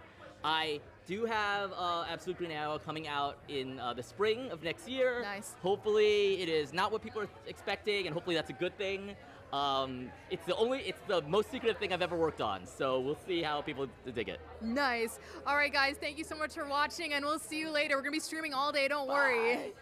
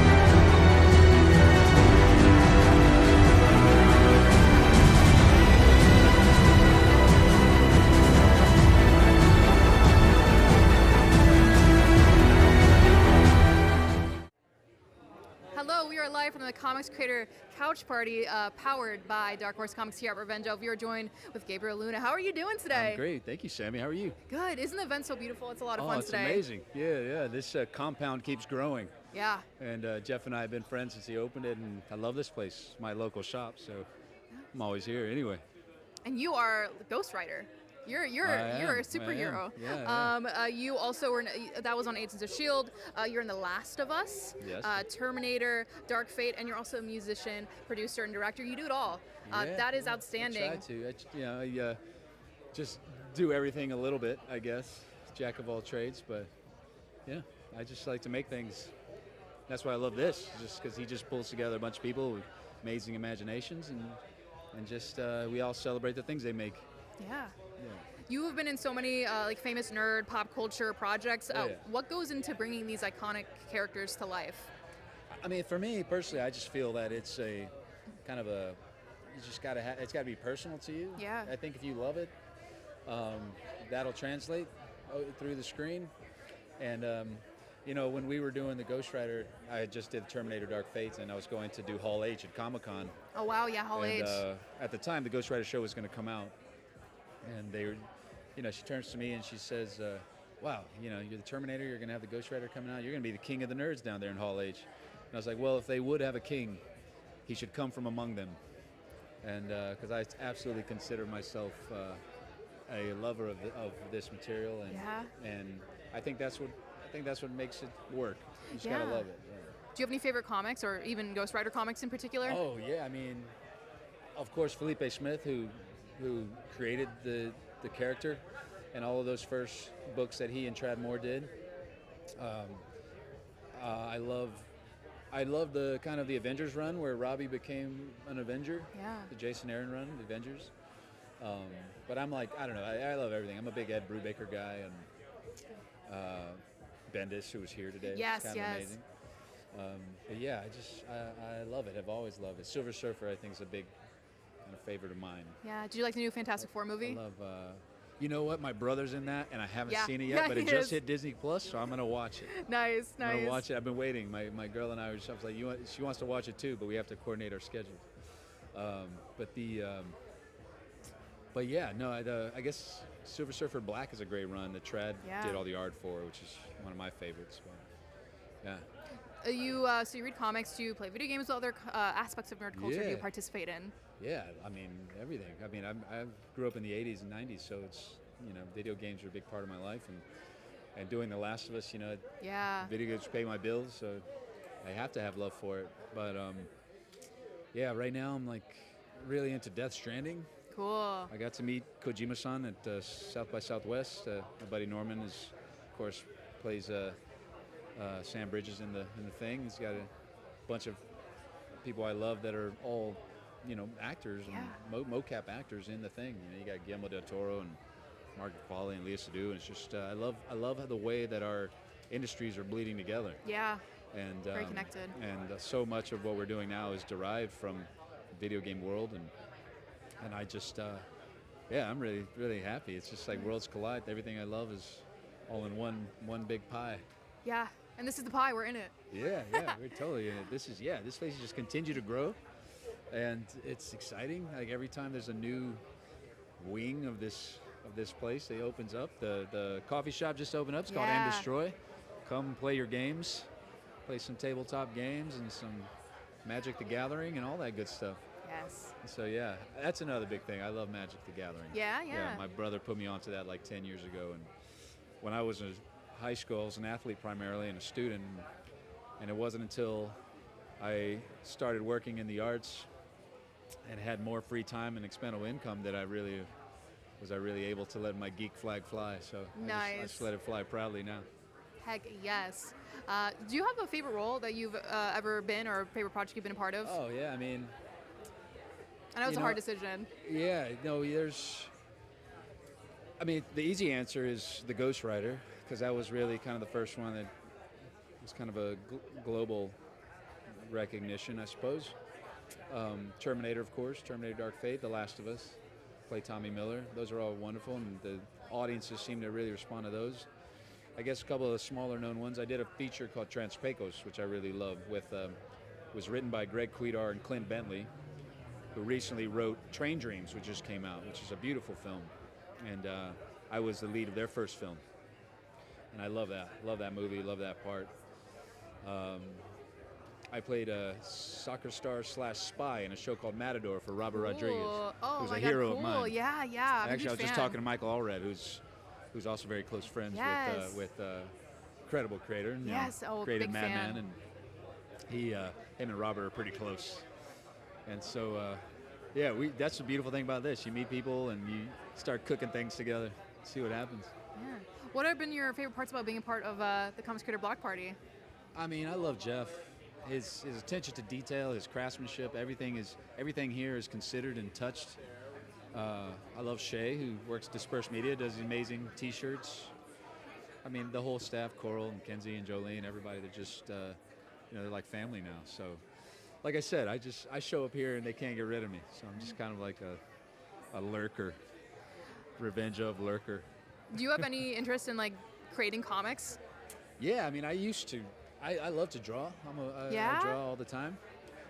When I was bored in church growing up, I created the Karate Cats. Cool. Which are essentially like the Ninja Turtles, but they were cats. You got to pitch that somewhere. We And, got to get that. And I swore that they somehow stole my IP, because there was an episode of Ninja Turtles where they were fighting these little cats. They were in ninja outfits. They were almost exactly like these characters that I created when I was 6 years old. And no, I'm not accusing anyone of anything, but I mean, if the shoe fits, I don't know. But no, I love to draw. And then I love the Ninja Turtles. Felipe Smith, who created my Robbie Reyes show, was a character designer for the Ninja Turtles cool. animated show on Nickelodeon for a long time. So everything, yeah, everything just kind of seems to swirl together, and that's what's beautiful about all this and all the art that everybody's making. Yeah. Do you have a dream role, like a dream character from comics or any media that you'd love to play? Well, I was just talking to Allred. It's like, I'd love to play, Madman. Oh, yeah. Frank Einstein. That'd be pretty cool. I got to talk to Fillion when we're up here and see if me and James can come together and play Kyle Rayner. Cool. Yeah. Be cool to be a Lantern. Yes, that'd be awesome. But yeah, no, I mean, that would be all great to be a return to form for me, playing, superheroes and supervillains and all that. Yeah. Because right now I'm really enjoying playing mortal men who can fear for their lives and their families, and that's why I love playing Tommy Miller on The Last of Us. But yeah, I mean, I just want to keep on doing it. Yeah. As long as I'm having a good time. Yes, I would love to see you as Kyle Rayner. That'd be so freaking cool. Yeah, it'd be amazing. I love, because he's an artist himself. He's a comic book artist, the character. And if you're a superhero who relies on your imagination, then what more kind of fertile landscape than the brain of a comic book artist. So I always love that about him. So yeah, we'll see. Do you have any advice for people watching at home that want to get into acting or just getting into more nerd stuff in general?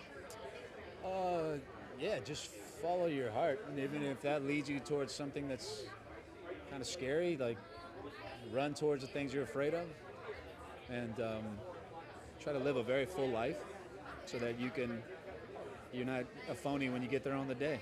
You can really just draw on your true experience, and I think it's kind of a no plan B kind of job. If you're going to do it, you just do it. You're only here for a blink of an eye, and it is in the doing. It's not in the talking about or in the anything else. It's about the doing. So make sure you do that. And before we wrap up, do you have any upcoming projects you could talk about or anything we should keep our eyes out for? Yeah. I of course watched The Last of Us on HBO. Came out this year, the second season, and then we're getting ready to start our work on the third. I just had a show on Peacock come out called Devil in Disguise that people are responding really well to. And then I just wrapped a show called The Terminal List. Myself, Chris Pratt, Star-Lord, Luke Hemsworth, brother of Thor, and Taylor Kitsch, Gambit. All the superheroes. We're all on the show. We play Navy SEALs. That's so cool. So that comes out next year. So, yeah. Incredible. Anyway, thank you guys for watching, and we'll see you later. This has been the Comics Creator Couch Party. We're going to be streaming all day, so yeah, stay tuned, guys. See you later.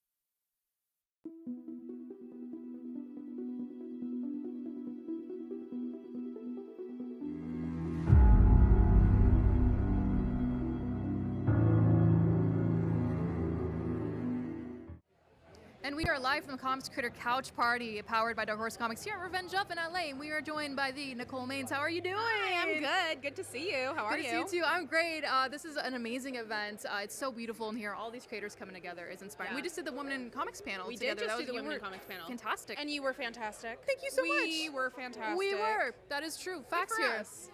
You may know Nicole Maines from the CW Supergirl TV show. You're the first live-action transgender superhero. Yeah. Which is incredible. And then you write for the comics now. Yes. You write Dreamer. You Yes. did. You just wrapped Secret Six. Bad Dream. I love that YA graphic Thank you very novel. Yeah, it's a good much. one. Thank you. That was stressful to write. I'd never done it before. Oh, that was your first one. That was like yeah. the first one to do. Yeah. How did you go from playing Dreamer and then writing comics? Did you like pitch them this idea? Pretty much, yeah. Oh. Well, to demonstrate how much I knew about comic books, I went in, and for anyone who doesn't know, Dreamer was a character created for the Supergirl show. She didn't have a comic book history, and I pitched an ongoing series for her. yeah. Because that's an easy pitch, right? An Yeah. easy grab. Still don't have that, by the way. But they were like, cool, that's a tall ask, but we have this YA series, and we're Cool. looking for stories about sisters. And I said, Yeah. wait, well, hey, Dreamer has one of those. She sucks. I'll write that story. And so that's how that got started. And I had gone in, honestly, with the idea of like, hey, here's my like pitch for a story that should happen. Yeah.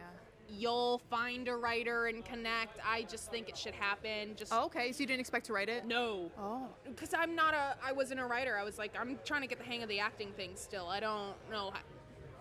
I'm learning on the job, folks. It's cool. By the way, I loved you in Bit. Thank you very much. Yeah. Thank you very much. You're That's welcome. still one of my favorite things I've Yeah, done. yeah. But yeah, just turns out just say yes to things. You'll figure it out. Yeah, that's how I got here. Yeah. Sometimes you fail upwards. So how's you're not failing. Wait, what are you talking about? You're killing it right now. Good. That means they haven't caught You're- on yet. you're winning. Good. They haven't. You're winning They haven't figured it upwards. out yet. That's good. Yes, I'm winning upwards. So you did the Bad Dream YA series, and then you've written like multiple comics since, including Secret Yeah. Six. Can you tell us a little bit about that? That just wrapped, and the collective version is gonna be coming out soon. That was a weird ask. So that Oh. that was not this past Comic-Con, but last San Diego Comic-Con, Okay. 2024.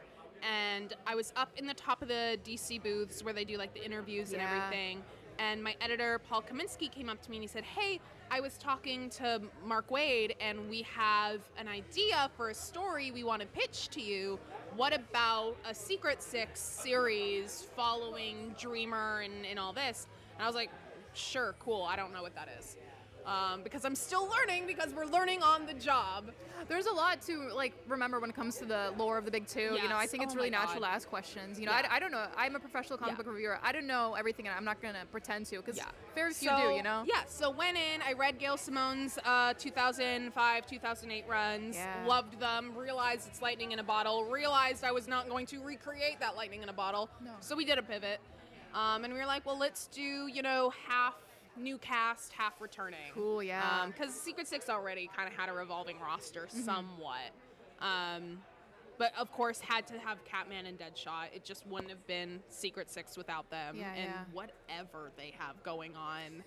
It's not romantic, but it's certainly not platonic. It's just It's a third category. It is something on its own. And I think that's beautiful and weird, and I had a lot of fun writing that. Black Alice, I had a lot of fun with on Suicide Squad Cool. Dream Team. Yeah, yeah. So when I was putting together the roster and I saw that she had been on both teams, I was like, oh, well, she already hates Dreamer. She has to be on the team. That's perfect. Yeah, and then for the last two slots, I was like, well, let's get John and Jay in there and let's keep going with the fallout of Absolute Power. Because, wow, those kids Hell got yeah. messed up bad. For people who want to discover the character of Dreamer, where should they begin? I think a great start is the graphic novel, Bad Dream, a Dreamer story. It's like a OG YA, I don't know what the acronym is, like YA OGN or something. It's like an original graphic novel okay, for yeah, like a YA audience. That's kind of her new comic book origin story. It details Cool. her realizing that she got these future-seeing dream powers that are supposed to be going to her older sister. Now she's gotten them. That has sent her into an existential panic. And so she runs away to Metropolis. And then I had to put in superheroes and superhero destiny and murder because I just can't leave things nice. That's what makes it so fun. That's what makes it such a fun story. If you could have Dreamer crossover with any character in fiction, who would you want to Any crossover character with? in fiction At ever? all. Yeah, open concept. You could choose whoever you want. Oh man, now the horizon of infinity is threatening to crush me. My personal favorite is Bayonetta. Okay, that would be yeah. a weird. I don't know. I don't know how it works. I I would don't like to know see what it. that would look like. Or maybe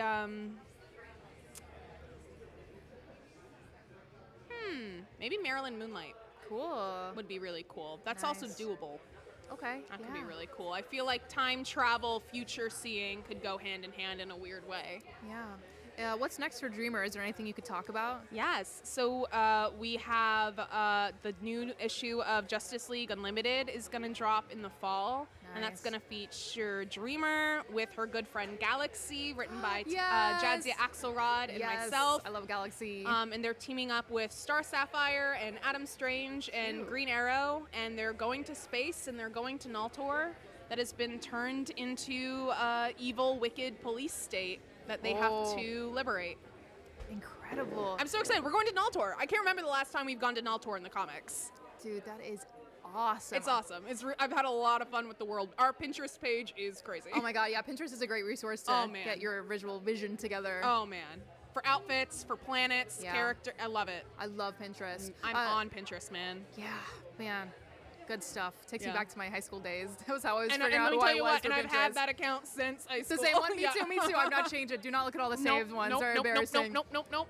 And you have a new creator-owned series coming I out. do. So can you tell us a little bit about Yes, that is called Truth Man. That is on Patreon right now and on Webtoons as well. Amazing. That is with Christopher Abels is doing art. Adam Huss is helping produce it and put it together. He created it and came to me with this idea. It is about the last superhero in the end of the world. Cool. So humanity has reached a point where all the evil, bad, corrupt people with hate in their hearts turned into monsters. Oh, nice. That they are on the inside, and obviously triggered an apocalypse Yeah, because yeah. as it would. And it's about the rest of humanity being caught in the fallout, and we follow this hero, Truth Man, who's kind of like if I told you so was a superhero. He's cool. like, oh, you think this just happened? No. They've been monsters. Now they just look like monsters. Yeah. Oh man, that's a loud message and a very relevant one right It's now. very fun. It's lots of body horror, lots of Cool. gore, lots of. It's just gay Yeah. old horror time. I love gay horror. Me too. Like Bit. Like Bit, watch Bit.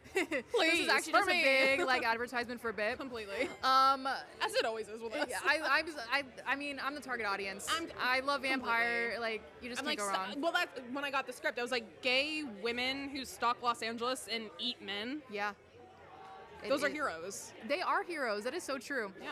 So the series is that out right now, or Yes. how many issues are planned? Yes, so we just dropped kind of our origin, issue Cool. 0. That's at 8 pages with, I guess, like a 9th bonus page. And then we've just started releasing inks and panels and pages for the next issue, which I guess will be proper issue 1. Okay, nice. And so we have like 9 or 10 pages out right now. It's coming very slow. We don't have a big team.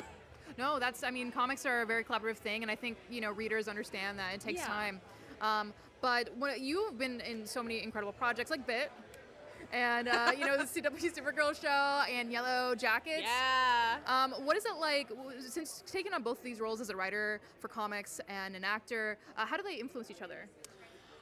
I think it all kind of comes from it's sort of what I was saying on the panel. I think it all kind of comes from the same part of my brain. Yeah. Empathy, working with characters and figuring out what's making them tick, where they're coming from, what they want, how they feel about certain things. So I think that kind of lends itself to each other. As I'm acting, I'm kind of flexing the same muscles as when I'm writing and vice versa. The only real difference is as a writer, I just have more power and control than I do Yeah. as an actor.